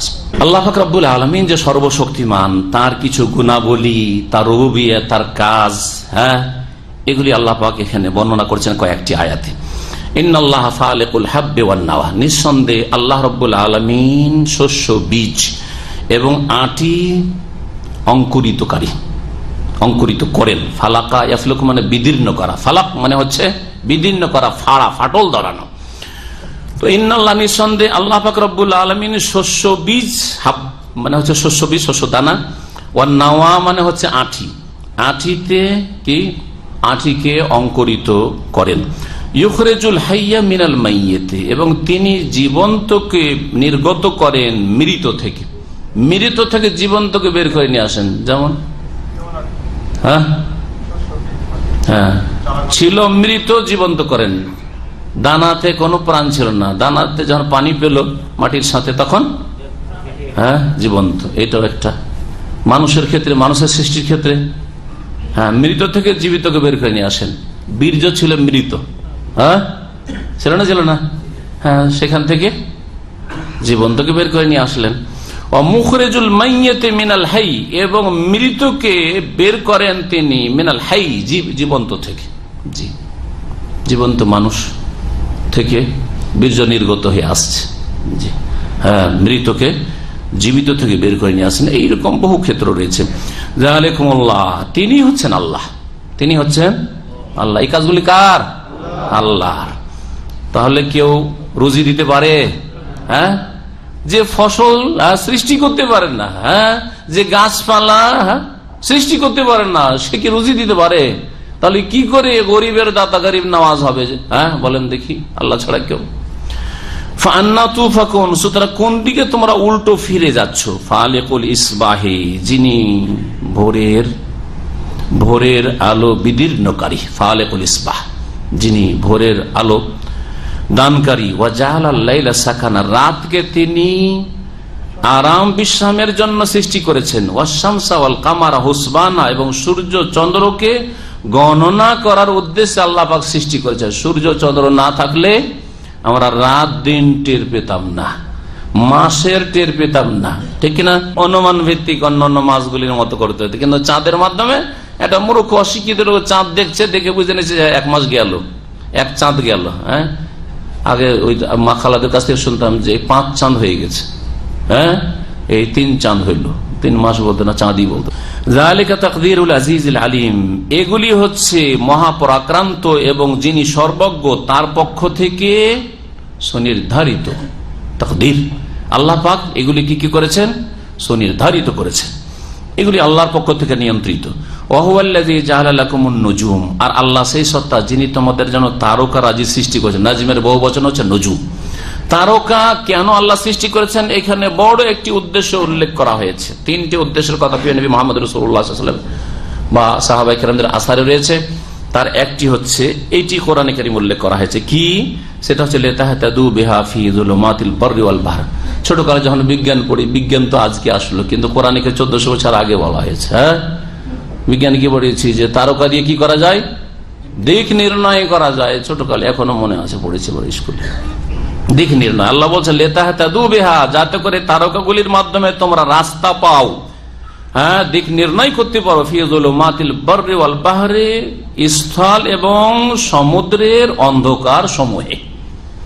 স্থলের অন্ধকার, কিছু বুঝতে পারছেন না, হ্যাঁ যে কোন দিক পূর্ব পশ্চিম কিছু বুঝতে পারছেন না, ওই তারকা দেখে বুঝতে পারে, ধ্রুব তারা দেখে, হ্যাঁ বা বিভিন্ন তারা দেখে বুঝবেন। আর এইরকমই সাগরের অন্ধকার, হ্যাঁ পানি পথে মানুষ যখন থাকে সেখানে একেবারে অন্ধকার, সুবহানাল্লাহ। স্থলেও তো হয়তো বাড়ি ঘর থাকতে পারে, কোনো মানুষজন থাকতে পারে, হয়তো আলো টালো জ্বালাচ্ছে, কিন্তু সাগরে অন্ধকার আর অন্ধকার, কিছুই দেখা যায় না সেখানে। আল্লাহ পাক যুলুমাত, বহু অন্ধকার, বহু বচন আল্লাহ পাক এখানে উল্লেখ করেছেন। এই জন্য কাদ ফাসসালনাল আয়াত, নিঃসন্দেহে আমি আল্লাহ পাক রব্বুল আলামিন আয়াত সমূহ বা নিদর্শনাবলী বিশদভাবে বর্ণনা করেছি লিকাওমি ইয়ালামুন, জ্ঞানী জাতির উদ্দেশ্যে। ওয়া হুয়াল্লাযী আনশাআকুম মিন নাফসিন ওয়াহিদা, আল্লাহ সেই সত্তা যিনি তোমাদেরকে সৃষ্টি করেছেন হে মানুষ এক ব্যক্তি হতে। তিনি কে? আদম আলাইহিস সালাম। মুস্তাকারুম ওয়া মুস্তাওদা, অতঃপর স্থায়ী আবাসস্থল আর অস্থায়ী আবাসস্থল। মুস্তাকারুম ওয়া মুস্তাওদা, এই একটি তাফসীর এই মুস্তাকার আর মুস্তাওদা। কাদ ফাসসালনাল আয়াত, আয়াত সমূহ বা বিধানাবলী, শরীয়তি বিধানগত আয়াত, শরীয়তের আয়াত, এবং আল্লাহ পাকের যে সৃষ্টি জগতে যে নিদর্শনাবলী রয়েছে আল্লাহকে চেনার জন্য, যেগুলো আয়াতে কওনিয়া, সবগুলিকে আল্লাহ পাক বিশদভাবে বর্ণনা করেছেন। লিকাওমি ইয়াফকাহুন, যারা উপলব্ধিকারী জাতি তাদের উদ্দেশ্যে। মুস্তাকার আর মুস্তাওদা, মানুষকে আল্লাহ পাক সৃষ্টি করার পরে তাদের দুটো স্থান বানিয়েছেন, একটা মুস্তাকার আর একটা মুস্তাওদা। মুস্তাকার ইস্তাকাররা থেকে, হ্যাঁ তো একটি তাফসীর তো তরজমাতে বুঝতে পেরেছেন। আবার বলছে যেটা হচ্ছে স্থায়ী বাসস্থান আর অস্থায়ী বাসস্থান। তো অস্থায়ী বাসস্থান হচ্ছে দুনিয়া, তাহলে দুনিয়া ইহ জগৎ, আর তারপরে পরজগৎ আখিরাত, আখিরাত রয়েছে, এই দুটি। আর কেউ কেউ বলেছেন এর মধ্যে, কেউ কেউ বলেছেন না আখিরাতেরই দুটো স্থান। আখিরাতের একটি হচ্ছে কবরের জগৎ, কবরের কিছুদিন থাকলো বরজাখী জীবন, এটা হচ্ছে অস্থায়ী, আর তারপরে জান্নাত অথবা জাহান্নাম, সেটা হচ্ছে স্থায়ী জগৎ। আর কেউ কেউ বলেছেন যে এখানে মুস্তাকার আর মুস্তাওদা বলতে বোঝানো হয়েছে, মুস্তাকার মানে হচ্ছে মাতৃগর্ভ, রাহিম, মাতৃগর্ভ। মাতৃগর্ভে আল্লাহ পাক জায়গা দিয়েছেন, মানুষকে সৃষ্টি করেছেন প্রথম মানুষ থেকে। আর প্রথম মানুষ আদম আলাইহিস সালাম, তাকে তো মাটি থেকে। আর তারপরে আল্লাহ পাক কি সিস্টেম করেছেন যে মাতৃগর্ভে আসতে হবে, আর তার মাতৃগর্ভের পূর্বে কোথায় ছিলেন? বাপের পৃষ্ঠ দেশে, হ্যাঁ বাপের পৃষ্ঠ দেশে, সুলবুর রিজাল। তো মুস্তাকার মানে হচ্ছে মাতৃগর্ভ, আর মুস্তাওদা মানে যেখানে সংরক্ষিত ছিলে, যেখান থেকে নির্গত হয়ে এসছো শুক্রের আকারে, সেটা হচ্ছে বাপের পিঠে। কাদ ফাসসালনাল আয়াত, আয়াত সমূহকে বিশদভাবে বর্ণনা করলে কওমি ইয়াফকাহুন। ওয়া হুয়াল্লাযী আনজালা মিনাস সামাই মাআন, আল্লাহ সেই সত্তা, এই সব কাজ কার? আল্লাহর। তাহলে আল্লাহ পাকের রুবুবিয়তের কথা বর্ণনা করা হচ্ছে। আল্লাহ সেই সত্তা যিনি আকাশ থেকে পানি বর্ষণ করে, মানে বৃষ্টির পানি। ফাখরাজনা বিহি নাবাতা কুল্লি শাই, কখনো কখনো আল্লাহ তিনি গায়েব থেকে আবার মুতাকাল্লিমে চলে আসেন। এটা হচ্ছে আরবি ভাষার অলংকার আর কোরআনে কারিমের বাকভঙ্গিমা। দেখেন, আল্লাহ সেই সত্তা বলা হলো যিনি আকাশ থেকে বৃষ্টির পানি বর্ষণ করেন। তারপরে বলছেন ফাখরাজনা বিহি, আমি আল্লাহ এই বৃষ্টির পানির মাধ্যমে উদ্গত করি নাবাতা কুল্লি শাই, প্রত্যেক উদ্ভিদ, প্রত্যেক গাছপালাকে আল্লাহ পাক কি করেন? উদ্গত করেন। ফাখরাজনা মিনহু খাজিরান, অতঃপর তা থেকে ওই যে উদ্ভিদ বেরোলো তার থেকে আল্লাহ পাক সবুজ সবুজ পাতা বের করেন। গাছ কচি হয়ে উঠলো অঙ্কুরে, তারপরে তখন তার থেকে পাতা বেরোলো, পাতাগুলি সবুজ হতে লাগলো, সবুজ খাদেরান। নুখরিজু মিনহু হাব্বাম মুতারাকিবা, সবুজ হওয়ার পরে তখন কি হয়? ফল দানা হইতে লাগে। তাই বলছেন তাতে থেকে আবার আমি বের করি হাব্বান, শস্য দানা, মুতারাকিবান মানে হচ্ছে থাকে থাকে, ঘন সন্নিবিশিষ্ট। জি, ঘন একেবারে। দেখেন ধানের শীষ, গমের শীষে দেখেন কেউ থাক থাক হয়ে আছে। এইরকম বিভিন্ন ফলমূলের ক্ষেত্রে, ফলের গাছের ক্ষেত্রে এবং খাদ্যদ্রব্যের ক্ষেত্রেও। অমিনান নাখলে মিন তালইহা কিনওয়ানুন দানিয়া, এবং খেজুর গাছ থেকে আল্লাহ পাক খেজুর কিভাবে সৃষ্টি করেন বলছে মিন তালইহা, তার যে তালা যেটা মানে যে বের হয়, যেটা কি বলবেন সেটাকে, কি বলেন, যেটা বেরিয়ে আসে আমরা মুজ বলি, বা এটাকে আর একটা নাম আছে বাংলাতে, শীষ, ধানের শীষ হয় কিন্তু, কাঁদি। কাঁদি যেটা বেরিয়ে বড় হয়ে গেল ওটার নাম কাঁদি, কিন্তু প্রথম যে বেট হয় ওটার একটা নাম আছে। না, সুন্দর সুন্দর একটা নাম আছে, দেখেন বাংলা করার লেখা আছে, দেখেন তো কি লেখা আছে। দেখতে মিনতালইহা কিনওয়ানুন দানিয়া, কিনওয়ানুন মানে হচ্ছে ওই যে কাঁদি, আর দানিয়াতুন মানে দানায়াতুন মানে কাছে, মোচা। হ্যাঁ, আমরা কলার মোচা শব্দটা আসছে সামনে, আপনাদের জিজ্ঞেস করলে কেউ বলছে মোচা, ওইটাকে বলা হয়, কি বলা হয়? তাহলে মিনতালইহা যেটা প্রথম বেরিয়ে আসছে ওপর থেকে, খেজুর গাছের ওপর থেকে অথবা কলা গাছের ওপর থেকে, ওইটার নাম কি? মোচা। তালা মানে উদিত হওয়া, সূর্য উদয় হয়, ওটা কি বলে? তালাআতিশ শামস, সূর্য উদয় হওয়া। তো প্রথম যেটা বেরিয়ে আসে ওটার নাম হলো মোচা। মিনতালইহা, খেজুরের মোচা থেকে আল্লাহ সৃষ্টি করেন কিনওয়ানুন মানে এমন কাঁদি, ঝুলে গেল যখন, এই যে ঝুলছে, বেরিয়ে আসছে ফলগুলি দেখা যাচ্ছে খেজুরের অথবা কলার, এটা হচ্ছে কাঁদি। দানিয়াতুন যেটা ঝুলন্ত থাকে, এমন কখনো কখনো ঝুলন্ত হয় যে হাত দিয়ে পাড়া যায়, আবার কখনো কখনো দূরে থাকে, উঁচা গাছ থাকলে বা অত ঝুলে না, তখন তার জন্য গাছে চড়তে হয়, কেটে নামাইতে হয়। এখানে দানিয়াতুন যেটা সহজলব্ধ সেটা আল্লাহ উল্লেখ, দানায়াতুন মানে কাছে হওয়া, মানে ঝুলন্ত। তাহলে ঝুলন্ত কাঁদি তার থেকে আল্লাহ পাক সৃষ্টি করে। ওয়া জান্নাতিন মিন আনাব, আর খেজুরের বাগান সমূহ আল্লাহ সৃষ্টি করেছেন। ও জাইতুন, জাইতুনের বাগান, ও রুম্মান আর ডালিমের বাগান, রুম্মান আনার, মুস্তাবিহান ওয়া গায়রা মুতাশাবিহ, যেগুলি পরস্পর সদৃশ্য আবার কিছু সদৃশ্য নয়, দেখতে একই রকমের, আবার দেখতে কিছু কিছু আছে একই রকমের না ভিন্ন রকমের। এটাও তাহলে কিছু ফল দেখতে একই রকমের, কিছু ফল দেখতে এক ফল থেকে আর এক ফল ভিন্ন রকমের।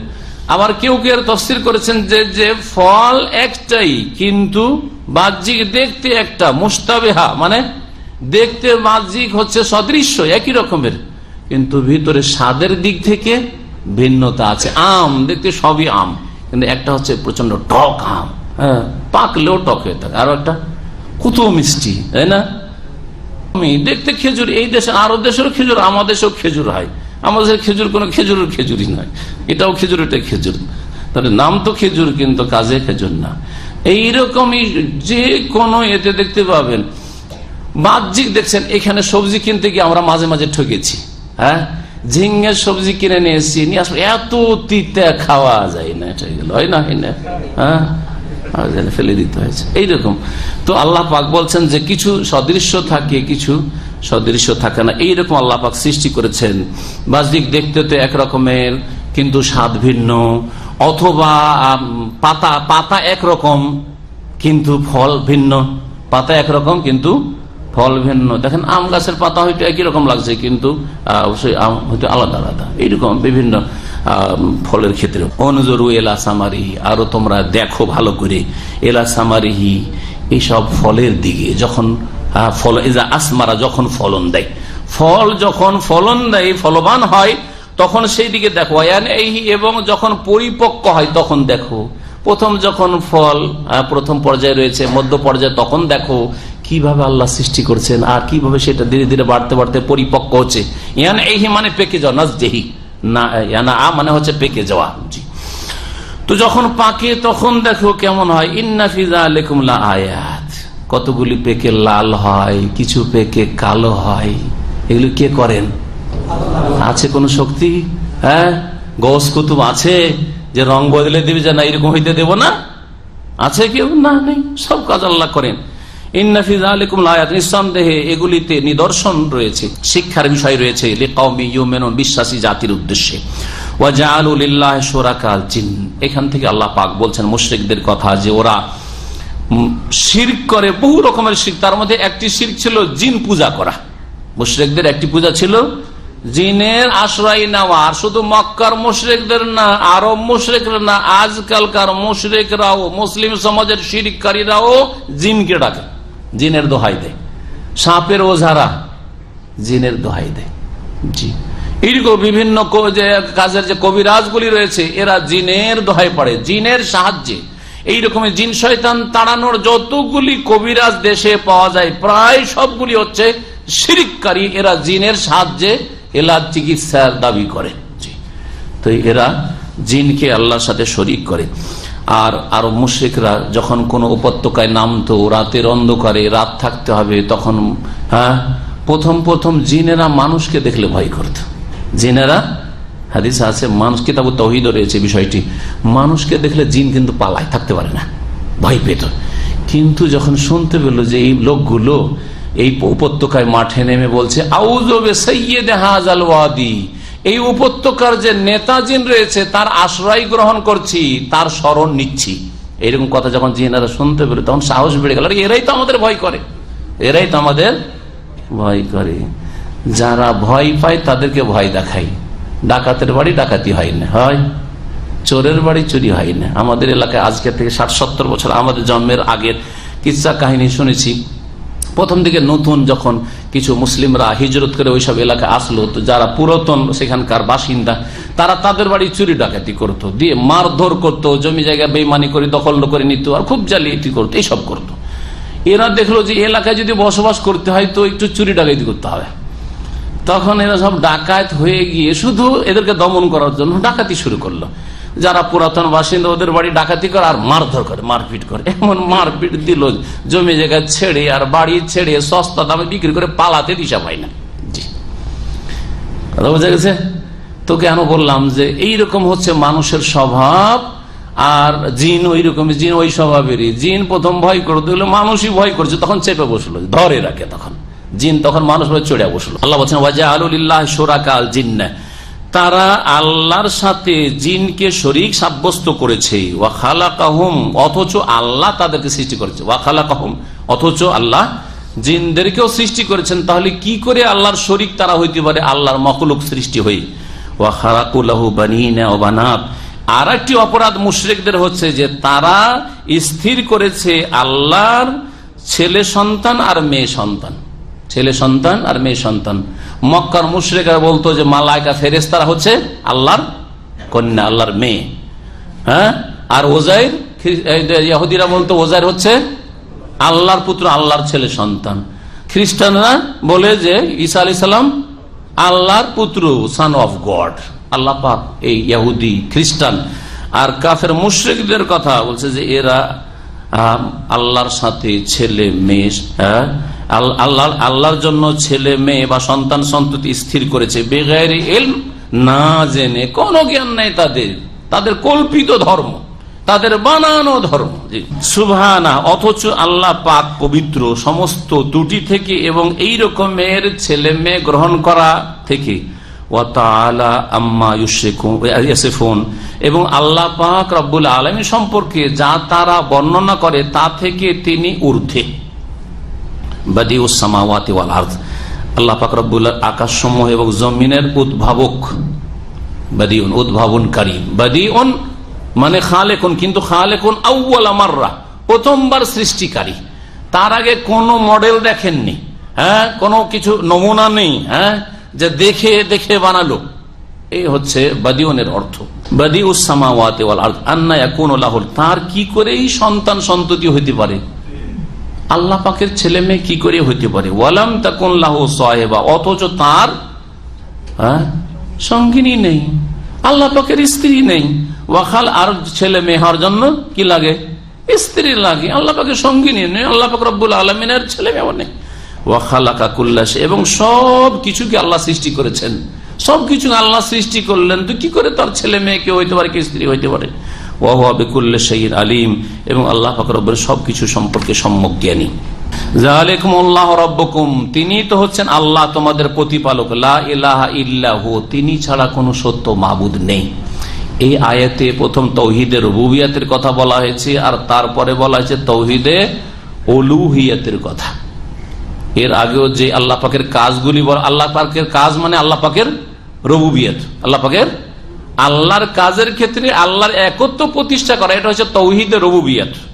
আল্লাহর নাম গুণাবলীর ক্ষেত্রে তাওহীদ প্রতিষ্ঠা করা হচ্ছে তাওহীদুল আসমা ওয়াস সিফাত, আর আল্লাহর ইবাদত বন্দেগীর ক্ষেত্রে তাওহীদ প্রতিষ্ঠা করা হচ্ছে তাওহীদুল উলুহিয়া বা তাওহীদুল ইবাদা। এই তাওহীদ তিন ভাগে বিভক্ত। কোরআনে কারীমের অধিকাংশ আয়াতগুলিতে দেখবেন যেখানে আল্লাহ পাক তাওহীদে উলুহিয়াত বলতে গেছেন, তার আগে রুবুবিয়াতের কথা উল্লেখ করেছেন।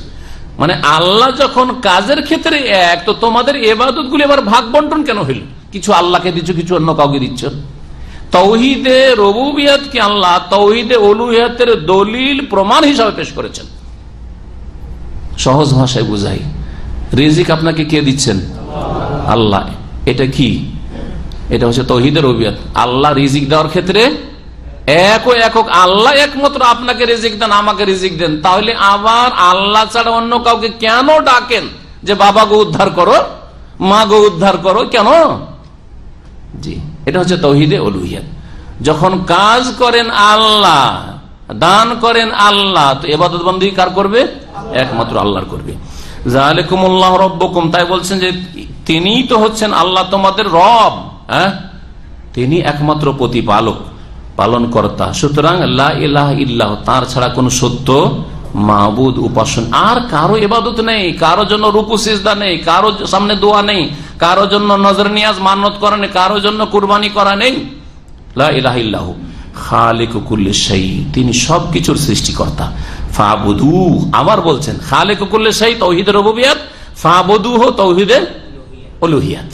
সুতরাং তারই ইবাদত করো। ওয়া হুয়া আলা কুল্লি শাই ওয়াকিল, তিনি হচ্ছেন সবকিছুর কর্মবিধায়ক। লা তুদরিকুহুল আবসার, এখান থেকে আল্লাহ পাক রব্বুল আলামিন তার সম্পর্কে বলছেন তিনি, তার সত্তা এত মহান যে তাকে কারো দৃষ্টি, কোন দৃষ্টি আয়ত্ত করতে পারে না।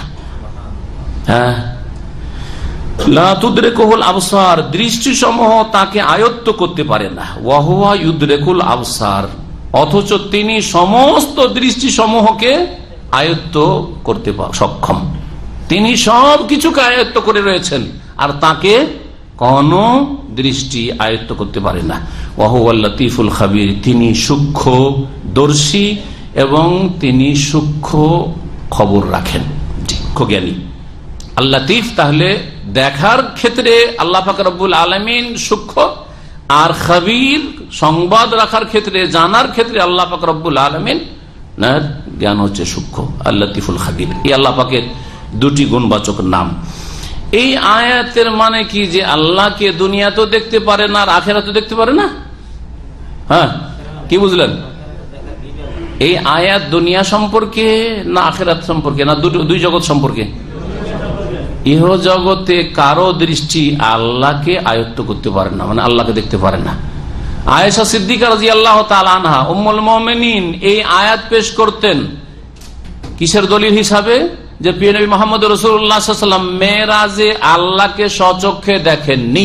সহিহ মুসলিম হাদিসে কেউ যদি বলে যে আন্না মুহাম্মাদান রাআ রাব্বাহু, মুহাম্মদ সাল্লাল্লাহু আলাইহি ওয়াসাল্লাম তার রবকে স্বচক্ষে দেখেছেন, ফাকাদ আযামাল ফিরিয়াতা, তাহলে সে চরম মিথ্যা কথা বলল, সে বড় মিথ্যা, ডাহা মিথ্যা কথা বলল। এই কথা উম্মুল মুমিনিন রাদিয়াল্লাহু তাআলা আনহা পেশ করতেন দলিল হিসাবে। আর এই আয়াত তিনি পড়তেন, লা তুদরিকুল আবসার ওয়া হুয়া ইউদরিকুল আবসার ওয়া হুয়াল লাতীফুল খাবীর। পক্ষান্তরে আখিরাত পরকালে দুনিয়ার দৃষ্টি দিয়ে আল্লাহকে আয়ত্ত করা যায় না, দেখতে পারে না, কোন মানুষ দেখতে পারে না, নবী না রাসূলই দেখতে পারে না, তাহলে আর অন্যরা কি দেখতে পারে? কেউ দেখতে পারে না। কিন্তু আখিরাতে মুমিনরা, জান্নাতীরা আল্লাহর দর্শনে ধন্য হবে, আল্লাহর দিদার লাভ করবে, আল্লাহকে স্বচক্ষে দেখবে। এটি কোরআনে কারীম দ্বারাও প্রমাণিত, রাসূলুল্লাহ সাল্লাল্লাহু আলাইহি ওয়াসাল্লামের অনেক হাদিস দ্বারা প্রমাণিত। এবং জান্নাতে জান্নাতীদের সবচেয়ে বড় নিয়ামত হবে আল্লাহ পাকের এই সাক্ষাৎ বা দিদার, আল্লাহকে দেখা। কোরআনে কারীমের দলিল, ওয়াজুহু ইয়াওমাইযিন নাযিরা, কতক চেহারা সেই দিন তরতাজা হবে, ইলা রাব্বিহা নাযিরা, সেই দিন তাদের রবের দিকে তারা কি করবে? দেখবে। নাযিরা, নজর দিতে পারবে, সেই দিন দেখতে পারবে। জি, এই আয়াত এছাড়াও আলিল্লাযিনা আহসানুল হুসনা, যারা সৎকর্মশীল তাদের জন্য আল হুসনা, জান্নাত রয়েছে, ওয়া জিয়াদা, এবং অতিরিক্ত বোনাস রয়েছে। এই জিয়াদার তাফসীর নবী করিম সাল্লাল্লাহু আলাইহি ওয়াসাল্লাম করেছেন, সেটা হচ্ছে আল্লাহ পাকের রুয়াত, দিদার, সাক্ষাৎ। কাদ জাআকুম বাসায়িরু মির রাব্বিকুম, নিঃসন্দেহে তোমাদের কাছে তোমাদের প্রতিপালকের পক্ষ থেকে স্পষ্ট দলিল প্রমাণ এসেছে। বাসীরাতুর বহুবচন বাসায়ির, স্পষ্ট দলিল প্রমাণ, যা দিয়ে চোখ খুলে যায়, যা পড়লে শুনলে জানলে কি হয়? চোখ খুলে যায়। এগুলো হচ্ছে বাসায়ির, কোরআন এবং হাদিস, সেটা হচ্ছে ওহী। ফামান আবসারা ফালিনাফসি, সুতরাং যে চোখ খুলে দেখবে সে নিজের কল্যাণের জন্যই চোখ খুলে দেখবে। আমান, আমি আর যে অন্ধ হয়ে যাবে, বলে না না না না, আমার মুরব্বীরা যা বুঝেছে সেটাই, হ্যাঁ, আমাকে যাই বলেন আমি কোনোটাই মানবো না, আমার পীর সাহেব যেটা বলেছে সেটাই ঠিক, হ্যাঁ, আমার হুজুরে কিবলা যেটা বলেছে সেটাই ঠিক, যে এইরকম অন্ধ হয়ে যাবে। আল আমান, আমি আর যে অন্ধ হয়ে যাবে, ফালাইহা, এর কুপরিণাম তার কাঁধেই চাপবে। ফালাইহা, এর পরিণাম তাকেই ভোগ করতে হবে। মা আনা আলাইকুম বিহাফিজ, আর আমি রাসূলুল্লাহ সাল্লাল্লাহু আলাইহি ওয়াসাল্লাম বলছেন, আমি তোমাদের উপর পাহারাদার নিযুক্ত হইনি। ওয়াকাযালিকা নুসাররিফুল আয়াত, আর এইভাবে আমি আয়াত সমূহকে বিশদভাবে বর্ণনা করেছি। ওয়ালা ইয়াকুলু, আর যাতে করে এই কাফিররা বলে, আয়াতগুলি বর্ণনা করে দেওয়ার পরেও বিশদভাবে, যাতে করে কাফিররা বলে মুহাম্মদ সাল্লাল্লাহু আলাইহি ওয়াসাল্লামকে সম্বোধন করে, দারাস্তা, হে নবী মুহাম্মদ তুমি তো শিক্ষা লাভ করে এসেছো। দারাস্তা, তুমি শিক্ষা, দারাসা আদরস মানে কি? দেরাসা মানে স্টাডি, দেরাসা মানে স্টাডি করা, অধ্যয়ন করা। এই মুহাম্মদ আগের লোকদের কাছ থেকে শিখে এসছে। এরা রাতের অন্ধকার ইহুদিদের কাছে যায়, আর ইহুদি আলেমদের কাছ থেকে, ওদের ধর্মগুরুদের কাছ থেকে শিখে আসে। নাহলে এইসব কথা কোত্থেকে পাচ্ছে? এ তো পড়াশোনাও জানেন না। মক্কার মুশরিকরা এরকম বলতো যে লুকিয়ে লুকিয়ে যোগাযোগ রাখে, এই মদিনার ইহুদিদের সাথে যোগাযোগ রাখে আর ওদের কাছ থেকে শিখে। দারাস্তা, তুমি পড়াশোনা করে এসছো, না হলে কোত্থেকে পাচ্ছ এইসব কথা? ওহি মানতে রাজি না, হ্যাঁ তুমি শিখে এসছো কার কাছ থেকে, লুকিয়ে লুকিয়ে শিখছো, আর আমাদেরকে সব বড় বড় কথা শোনাচ্ছ তুমি। ওয়ালিনুবাইয়িনাহু লিকাওমি ইয়ালামুন, আর যাতে করে স্পষ্ট ভাবে বর্ণনা করে দিই আমি এই কোরআনে কারীমকে জ্ঞানী সম্প্রদায়ের উদ্দেশ্যে। ইত্তাবে মা উহিয়া ইলাইকা মির রাব্বিক, তুমি অনুসরণ করো হে মানুষ। সরাসরি নবী করিম সাল্লাল্লাহু আলাইহি ওয়াসাল্লামকে সম্বোধন করা হয়েছে, আর পরোক্ষভাবে প্রত্যেক মানুষকে সম্বোধন করা হয়েছে। কি অনুসরণ করতে হবে, কি ফলো করতে হবে? ইত্তাবে, ফলো করো, অনুসরণ করো, মা উহিয়া ইলাইকা মির রাব্বিক, তোমার প্রতিপালকের পক্ষ থেকে তোমার উদ্দেশ্যে যা ওহী করা হয়েছে। তাহলে কি মেনে চলবেন আপনি? ওহী মেনে চলবেন, কোরআনে কারীম এবং রাসূলুল্লাহ সাল্লাল্লাহু আলাইহি ওয়াসাল্লামের হাদিস, এই দুটো হচ্ছে ওহী। এই ওহী মেনে চলতে হবে। তাহলে দলিলবিহীন কোনো ধর্মকর্ম করা যাবে না, দলিলবিহীন কোনো আকীদা পোষণ করা যাবে না, দলিলবিহীন কোনো ইবাদত বন্দেগী করা যাবে না, দলিলবিহীন কোনো কিছুকে খেয়াল খুশি সুবিধাবাদী হালাল হারাম ঘোষণা করা যাবে না। আপনাকে দলিল ভিত্তিতে হালাল হারাম ঘোষণা করতে হবে, জানতে হবে, আর দলিল ভিত্তিতে ইবাদত বন্দেগী করতে হবে। দলিল নেই, ইবাদত নেই, ভালো লাগছে ইবাদতটি, কোন মন্দ কাজ করলাম, হ্যাঁ, না, এটা চলবে না, এটা চলবে না। যতগুলি খতম রয়েছে আমার দেশে ওজিফার কেতাবে, খতমে জালালি, হ্যাঁ, মুমূর্ষু অবস্থায় মরছেও না, রাস্তাও ছাড়ছে না, তা আমাদের দেশে বিদাতি মোল্লারা শিখেছে খতমে জালালি পড়ো। এমন জালালতে আছে, হ্যাঁ, যে ধাক্কা দিয়ে এইদিকে নিয়ে আসবে, না ওইদিকে পাঠাই দিবে। মাখায় বাড়িতে রোগী বিছানায় পড়ে আছে, পেশাব পায়খানা টানতে হচ্ছে, এইসব ঝামেলা করে লাভ কি? দে খতমে জালালি একবারে। আর খতমে জালালি দিয়ে হয় নিয়াই সুস্থ করে, আর না হলে ধাক্কা দিয়ে আখেরাতে পাঠিয়ে দেয় একবারে। কথা বোঝা গেছে? এই গুমরাহি আমাদের সমাজে রয়েছে। এটা ওহি কোন আয়াতে আছে, কোন হাদিসে আছে? এগুলো দুরুদে তাজ কোন আয়াত কোন হাদিসে আছে? তোনা জিনা দুরুদে মাহি, হ্যাঁ, দুরুদে লাখি কোন আয়াত কোন হাদিসে আছে? কোন ওহি যেগুলো অনুসরণ করবেন? হ্যাঁ, দোয়াই গাঞ্জুল আরশ কোথায় আছে? কোন আয়াতে কোন হাদিস আছে? তারপরে চোখ খুলেন, আল্লাহ পাক যেন চোখ খোলার তৌফিক দান করেন। তো আল্লাহ পাক ওহির অনুসরণ করতে বলছেন, লা ইলাহা ইল্লাল্লাহ, তিনি ছাড়া কোনো সত্য মাবুদ নেই। ওয়া আরিজ আনিল মুশরিকিন, মুশরিকদেরকে এড়িয়ে চলো, মুশরিকদের থেকে বিমুখ হয়ে যাও। অর্থাৎ তারা যদি না মানে তাদের থেকে তুমি মুখ ফিরিয়ে নিয়ে অন্যদেরকে হেদায়েতের চেষ্টা করো। ওয়ালাউ শা আল্লাহু মা আশরাকু, আল্লাহ যদি চাইতেন তো এই মুশরিকরা শিরক করতো না। কখন? যখন আল্লাহ জবরদস্তি চাইতেন, বাই ফোর্স যদি আল্লাহ চান, তার মানে আল্লাহ পাক রব্বুল আলামিন কোন ক্ষেত্রে অক্ষম নন, সর্বশক্তিমান তিনি। কিন্তু আল্লাহ পাক মানুষকে ভালো মন্দ দুটোর শক্তি দিয়ে স্বাধীনভাবে ছেড়ে দিয়েছেন। জবরদস্তি যদি আল্লাহ করে দিতেন তাহলে ইচ্ছা করলে আল্লাহ কোন মুশরিকই বানাইতেন না, কোন মুশরিকই বানাইতেন না, মুশরিক হইতেই দিতেন না। আপনি কি মনে করেন যে আল্লাহ চাইছেন সৃষ্টিগত দিক থেকে যে কেউ যেন শিরিক না করে? এরা আল্লাহর চাইতে বেশি জোর দেখে শিরিক করে ফেলছে নাকি? তাহলে আল্লাহ অক্ষম হয়ে যাবে না? আল্লাহ সর্বশক্তিমান। সুতরাং আল্লাহ যদি জবরদস্তি করতে চাইতেন যে তাদের শরীরে এইরকম ক্ষমতাই দিব না যে পাপের দিকে হাত বাড়ে, শিরকের দিকে মাথা ঝুঁকে, তাহলে আল্লাহ শিরক করতে দিতেন না। কিন্তু যদি আল্লাহ এরকম বাইফোর্স শিরক থেকে বাঁচিয়ে দিতেন মানুষ জাতিকে সকলকে, তাহলে আবার পরীক্ষার কি উদ্দেশ্য থাকতো? পরীক্ষা হইতো? পরীক্ষা হইতো? ফেরেশতাদের কিসের পরীক্ষা আছে? ফেরেশতারা পাপ করতেই পারবে না, ফেরেশতা অন্যায় করতেই পারবে না, তো কিসের আর পরীক্ষা আছে? এই জন্য আদম সন্তান শ্রেষ্ঠ যদি সে ভালো ইমানের আর সৎকর্মশীল হয়, তাহলে আল্লাহ পাক শ্রেষ্ঠত্ব দান করেছে আদম সন্তান। কারণ এদের মধ্যে ভালো শক্তি আছে, মন্দ শক্তি আছে।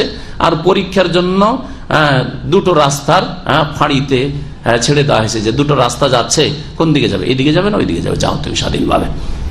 কুলিল হাক্কু মির রাব্বিকুম, হক এসে গেছে রবের পক্ষ থেকে, এটা হক। ফামান শাআ ফালিউমিন, কেউ চাইলে ইমানের রাস্তা ধরুক, ওমান শাআ ফালিয়াকফুর, কেউ চাইলে কুফরির রাস্তা ধরুক। জান্নাতের রাস্তা যাবে না জাহান্নামের রাস্তা যাবে, তুমি যাও, জানিয়ে দিয়েছি আমি রাসূল সাল্লাল্লাহু আলাইহি ওয়াসাল্লামের মাধ্যমে। আল্লাহ পাক তারপরে ইরশাদ করছেন যে ওমা জাআলনাকা আলাইহিম হাফিজা, হে নবী তোমাকে তাদের উপর পাহারাদার নিযুক্ত করিনি, তোমাকে দায়ী বানিয়েছি। দাইয়ান ইলাল্লাহি বিইজনিহি ওয়া সিরাজাম মুনিরা, মুবাশশিরান ওয়া নাযীরা, সুসংবাদদাতা, সতর্ককারী বানিয়েছি। কিন্তু জবরদস্তি করবে, তাদের উপর পাহারা দেবে, এই জন্য তোমাকে নিযুক্ত করিনি। ওমা আনতা আলাইহিম বিওয়াকিল, আর তাদের উপর তুমি কর্মবিধায়ক বা উকিল নিযুক্ত না।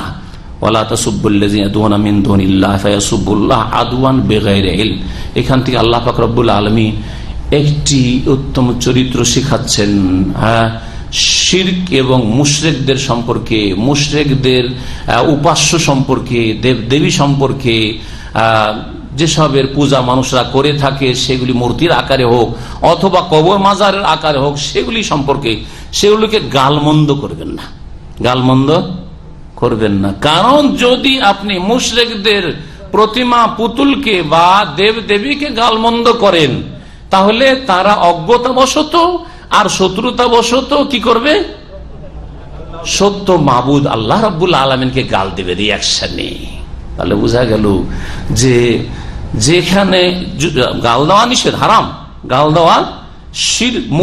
মুশরিকদের দেবদেবীকে বা মুশরিকদের উপাস্যকে, এইরকমই যেসবগুলিকে গৌস কুতুব ওলি আউলিয়া বানিয়ে পূজা করা হচ্ছে, তাদেরকে গালমন্দ করা, তাদের মানহানি করা, তাদেরকে ছোট করে দেখানো, এইসব জায়েজ নয়। সুতরাং কেউ বলবেন যে খাজা মানে হিজড়া, এটি বেয়াদবি, এটি হচ্ছে বেয়াদবি, এরকম কথা, এইরকম বলা গাল দেওয়ার শামিল। এই গাল দিলে জাহেল মূর্খ আল্লাহর মানহানি করবে বেয়াদবরা, জানে না আল্লাহর আদব কায়দা, ওমা কাদারুল্লাহ কাদারিহি। জি, ভালো করে মনে রাখেন। তো এই জিনিসটি শেখানো হয়েছে। আর এইখান থেকে, এই আয়াত থেকে ওলামায়ে কেরাম, আইম্মায়ে কেরাম, ফুকাহায়ে কেরাম একটি মাসলা ইস্তেমবাদ করেছেন। যেই রাস্তায় গেলে পাপের আশঙ্কা আছে, পাপে লিপ্ত হওয়ার আশঙ্কা আছে, সেই রাস্তা আগে থেকে বন্ধ করে দিতে হবে। সেই রাস্তা কি করতে হবে? যেটাকে সাদ্দু জারায়ে বলে।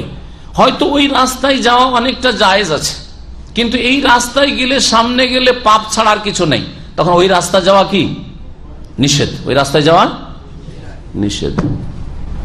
নিজের বাপকে গাল দেওয়া আর অন্যের বাপকে গাল দেওয়া, দুটোই গাল দেওয়া, ঠিক না? বাপকে গাল দেওয়া, কিন্তু নিজের বাপকে গাল দিলে বড় অপরাধ কিনা? হ্যাঁ, অন্যের বাপকে গাল দিলেন আর নিজের বাপকে গাল দেওয়া, দুটোতে পার্থক্য নেই।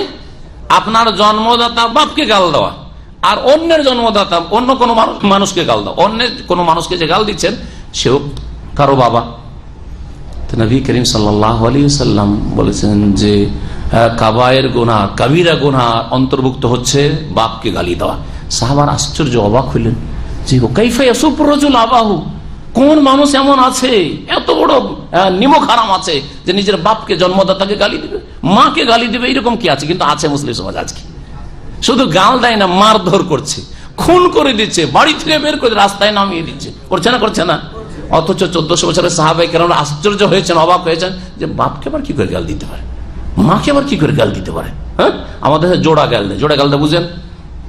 জোড়া গালদা বুঝেন না? বুঝেন না? মনে হচ্ছে কিছু বুঝেন না। দেশের একবার খুব খারাপ গাল, ওকেও গাল দেয়, ওর বাপকে সহ গাল দেয়। হ্যাঁ হ্যাঁ, স্ত্রীকে গাল দেয়, অনেক বেয়াদব গুলি আছে, ওকেও গাল দেয়, ওর মাকেও গাল দেয়, ওর বাপকেও গাল দেয়, তাই না? তো এটা হচ্ছে জোড়া গাল। তো এই যে গাল দিলেন, হ্যাঁ, এই গাল দিলে রিয়াকশনে আপনার বাপকে গাল দিতে পারে না? পারে না? আপনাকে জোড়া গাল দিবে, তো আপনার বাপকে লাগলো না? লাগলো না? হ্যাঁ।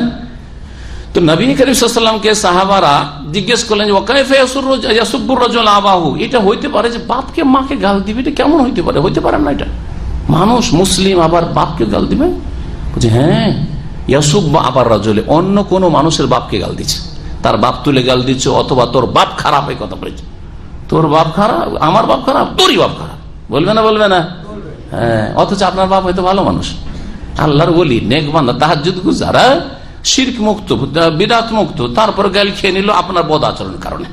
আপনি ওর বাপকে গাল দিয়ে দিলেন, আপনার বাপ ভালো মানুষকে গাল দিয়ে দিল, ঠিক না? ওই রকমই যদি কেউ বেয়াদবি করতে যায় কোন নবী রাসূল সম্পর্কে, তাহলে আমাদের নবী গাল খাবে না? খাবে না? এটা নিষেধ, এটা হারাম। এমনি গাল দাও কাউকে, সেবাবুল মুসলিম ফুসুক, মুসলিমকে গাল দেওয়া হচ্ছে ফাসিকের কাজ, ওয়া কিতালু কুফরুন, আর মুসলিমের বিরুদ্ধে লড়াই করা হচ্ছে কুফরি কাজ। নবী সাল্লাল্লাহু আলাইহি ওয়াসাল্লাম বলেছেন। আল্লাহ পাক রব্বুল আলামিন বলছেন ওয়ালা তাসুব্বুল্লাযিনা ইয়াদুনা মিন দুনিল্লাহ, তোমরা ওই সবকে গালমন্দ করিও না, ইয়াদুনা মিন দুনিল্লাহ, যেগুলিকে আল্লাহকে বাদ দিয়ে তারা আহ্বান করে, অর্থাৎ উপাস্য, অন্যান্য যে ভ্রান্ত বাতিল উপাস্য রয়েছে, দেবদেবী অথবা দরগা, দুর্গা, মাজার, সেগুলিকে গালমন্দ করিও না, সেগুলিকে গালমন্দ করিও না। ফায়াসুবুল্লাহ আদওয়ান বিগাইরি ইলম, না হলে তারাও আল্লাহকে গাল দেবে আদওয়ান, শত্রুতাবশত, বিগাইরি ইলম, আর অজ্ঞতার কারণে, অজ্ঞতা এবং শত্রুতাবশত তারা কি করবে? আল্লাহকে গাল দেবে। তো এতে ক্ষতি বেশি হইল না? হইল না? হ্যাঁ, তাদের এইসব অসার দেবদেবী যারা কিছুই করতে পারে, যারা মৃত, আমওয়াতুন গায়রু হাইয়া, মৃত, সেগুলি যদি গালমন্দ করেন, তো আল্লাহ যিনি আল হাইয়ুল কাইয়ুম, যিনি বারহাক মাবুদ, তিনি গাল খাচ্ছেন আপনার কারণে। ওই রকমই অপরের বাপকে যদি গাল দেন, তার মাকে গাল দেন, তার বাপ তুলে মা তুলে ডবল করে গাল দেন, তো আপনার মাও গাল খাবে। হ্যাঁ, স্ত্রীকে অনেকে গাল দিতে গিয়ে তোর মা খারাপ, আমার মা খারাপ, যদি সামনে, আজকালকার মহিলা তো বলে যে তোমার মা খারাপ, আমার মা খারাপ। হ্যাঁ, আর যদি না বলে ভিতর ভিতর আমার মার কথা বলছিস তুই, বাইরে গিয়ে লুকিয়ে গিয়ে রান্নাঘরে গিয়ে বলবে, কি বলবে? আমার মা খারাপ, তোর মাই খারাপ, বলবে না? বলবে না? বলতেই থাকে, বলতে থাকে। মহিলা যখন সামনে বলতে পারে না, ভিতর ভিতর বলতেই থাকে। বাইরে চলে গেছেন, গাল খেতে আছে আপনার মা, ওই আপনার বদ আচরণের কারণে। আল্লাহ পাক বলছেন কাযালিকা যায়্যানা লিকুল্লি উম্মাতিন আমাল, এইভাবে প্রত্যেক সম্প্রদায়ের জন্য, জাতির জন্য তাদের আমলকে সুসজ্জিত করে দিয়েছে। যে যেমন কাজ করে সেটাই ভালো লাগে, ভালো কাজ যারা করে ভালো কাজই ভালো লাগে, আর যারা পাপ করে পাপকে তাদের জন্য চাকচিক্যময় করে দেয়, তাদেরকে অতি মজা লাগে, ওতেই মজা লাগে, অথচ কোনো শান্তি পাই না, কোনো শান্তি পায় না, অশান্তি। শরীরকে ধ্বংস করে দিল বুলি ফিল্ম দেখে, হস্তমৈথুন করে শরীরকে ধ্বংস করে দিল, খারাপ ছবি দেখে নিজের শরীর স্বাস্থ্যকে নষ্ট করে দিল। কিন্তু শয়তান সাজিয়ে সাজিয়ে পেশ করছে, খুব ভালো লাগছে। বিদেশে আছি, প্রবাসী, স্ত্রী নেই, একটু এইসব না দেখলে কি করে টাইম পাস হবে? শয়তান সাজিয়ে সাজিয়ে পেশ করছে। জি, সুম্মা ইলা রাব্বিহিম মারজিউহুম, অতঃপর তাদের প্রতিপালকের কাছে তাদের প্রত্যাবর্তন স্থল, আল্লাহর কাছে ফিরে আসতেই হবে, আর সবকিছু সেখানে উন্মুক্ত হয়ে যাবে। ফায়ুনাব্বিউহুম বিমা কানু ইয়ামালুন, তারা যা কিছু করতো সে সম্পর্কে তাদেরকে জানিয়ে দেওয়া হবে। ওয়া আকসামু বিল্লাহি জাহাদা ঈমানিহিম, তারা আল্লাহর শপথ করতো, অকাট্য শপথ। জাহাদা ঈমানি, কি শপথ করতো?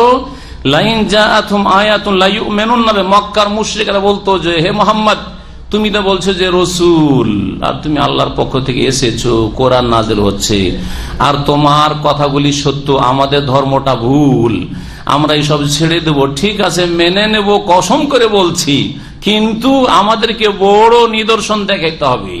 হ্যাঁ, নবী সাল্লাল্লাহু আলাইহি ওয়াসাল্লাম তো মুজিজা দেখাতেন, মুজিজা তার নিজের এখতিয়ারে ছিল না, আল্লাহ মাঝে মাঝে মুজিজা, অনেক মুজিজা নবী সাল্লাল্লাহু আলাইহি ওয়াসাল্লামকে দিয়েছেন, কিন্তু এইসব মুজিজা নয়, এমন বড় কিছু, যেমন সামুদ জাতিকে উষ্ট্রি দেওয়া হয়েছিল।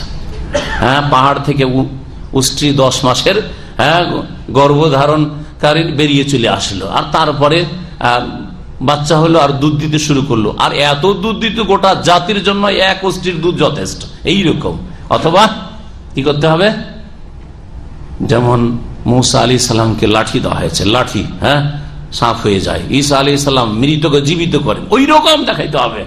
শুধু তাই না, এর চাইতে বড় কিছু চাইতো। তারা কি বলতো? যে মোহাম্মদ, আমরা তো গরিব মানুষ, আর সব তো চারিদিকে পাহাড় আর পর্বত, আর তো কিছু নেই, পাথর আর পাথর, তো এই সাফা পাহাড়টাকে আমাদের জন্য স্বর্ণ বানিয়ে দাও, আরামে খাবো আমরা, না খেয়ে তেল দিয়ে ঘুমাবো, আর আরামে খাবো, তোমার প্রতি ঈমান নিয়ে আসবো। আল্লাহ বলছেন যে ওয়াকসাম বিল্লাহি জাহদা ঈমানিহিম, তারা অকাট্য শপথ করতো আল্লাহর, লাইন জাআতুহুম আয়াতুন, তাদের কাছে যদি এইরকম কোন নিদর্শন আসে, সাফা পাহাড়কে তাদের জন্য স্বর্ণ করে দেওয়া হয়, লা ইউমিনুন্না বিহা, অবশ্যই তারা কোরআনে কারীমের আয়াত সমূহের প্রতি ঈমান নিয়ে আসবে। কুল, হে নবী বলো, ইন্নামাল আয়াতু ইনদাল্লাহ, মুজিজা নিয়ে আসা আল্লাহর কাজ, আমার কাজ নাই। আয়াত মানে এখানে সৃষ্টিগত আয়াত, মুজিজা, মুজিজা সমূহ আল্লাহর নিকটে রয়েছে, আমার ক্ষমতায় নেই। মুজিজা কার হাতে? আল্লাহর হাতে। রাসূলুল্লাহ সাল্লাল্লাহু আলাইহি ওয়াসাল্লামের মাধ্যমে মাঝে মাঝে প্রকাশ আল্লাহ যখন করতে চাইছেন, প্রকাশ পেয়েছে, ঠিক কিনা? তাহলে ওলি আউলিয়ার কেরামত কার হাতে?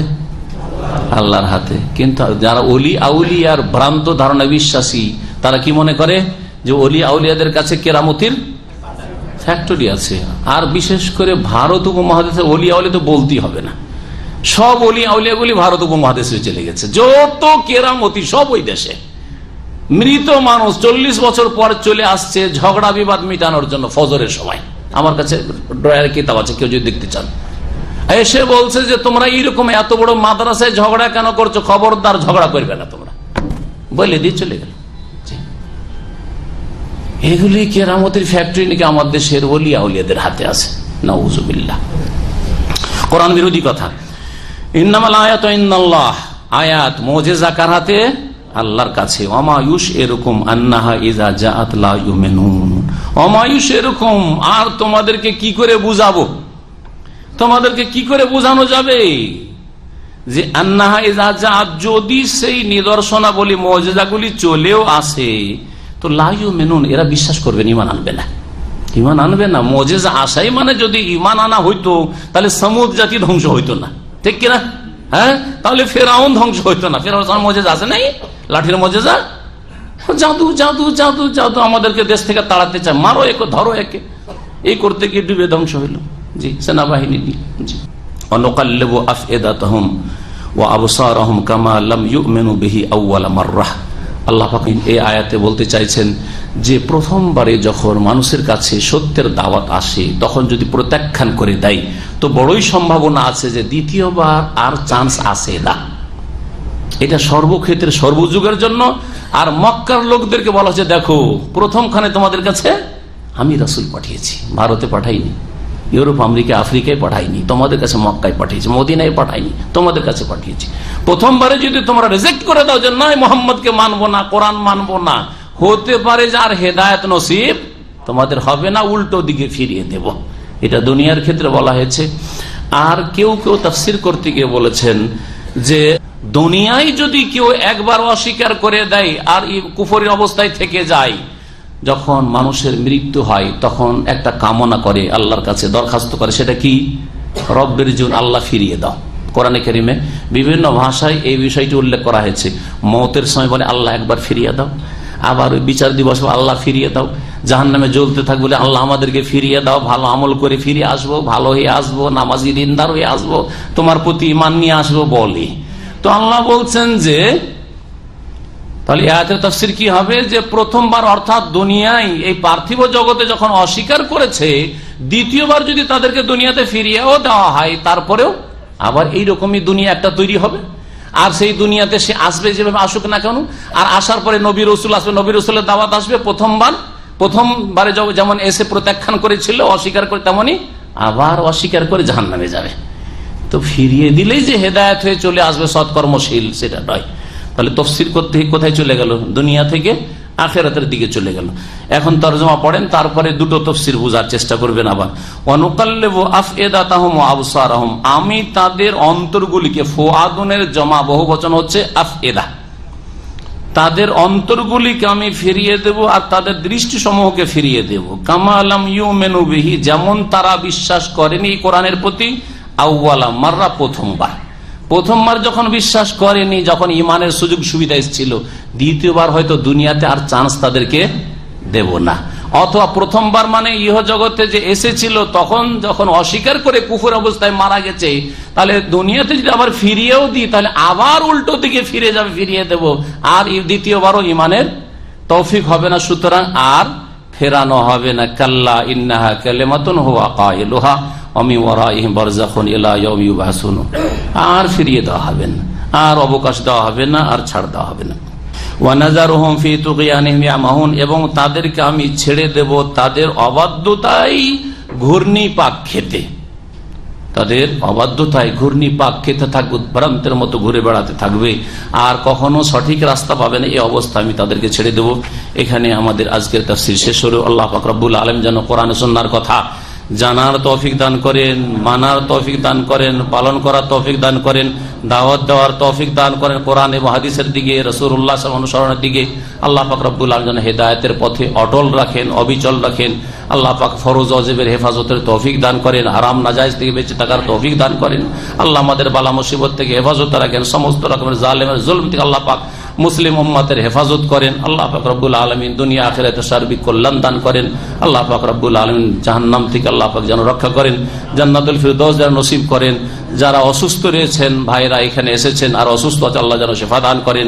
আমাদের আত্মীয় স্বজন, আপনজন, ছেলে মেয়েরা যারা অসুস্থ রয়েছে আল্লাহ পাক তাদের যেন পুরো শিফা দান করেন। জুমার দিনে আমাদের এই দোয়া যেন আল্লাহ পাক কবুল করেন। রব্বানা আতিনা ফিদ দুনিয়া হাসানা ওয়া ফিল আখিরাতি হাসানা ওয়া কিনা আযাবান নার। রব্বানা যালামনা আনফুসানা ওয়া ইল্লাম তাগফির লানা ওয়া তারহামনা লানাকুনান্না মিনাল খাসিরিন। ওয়া সাল্লাল্লাহু আলা নাবিয়িনা মুহাম্মদ ওয়া আলা আলিহি ওয়া সাহবিহি।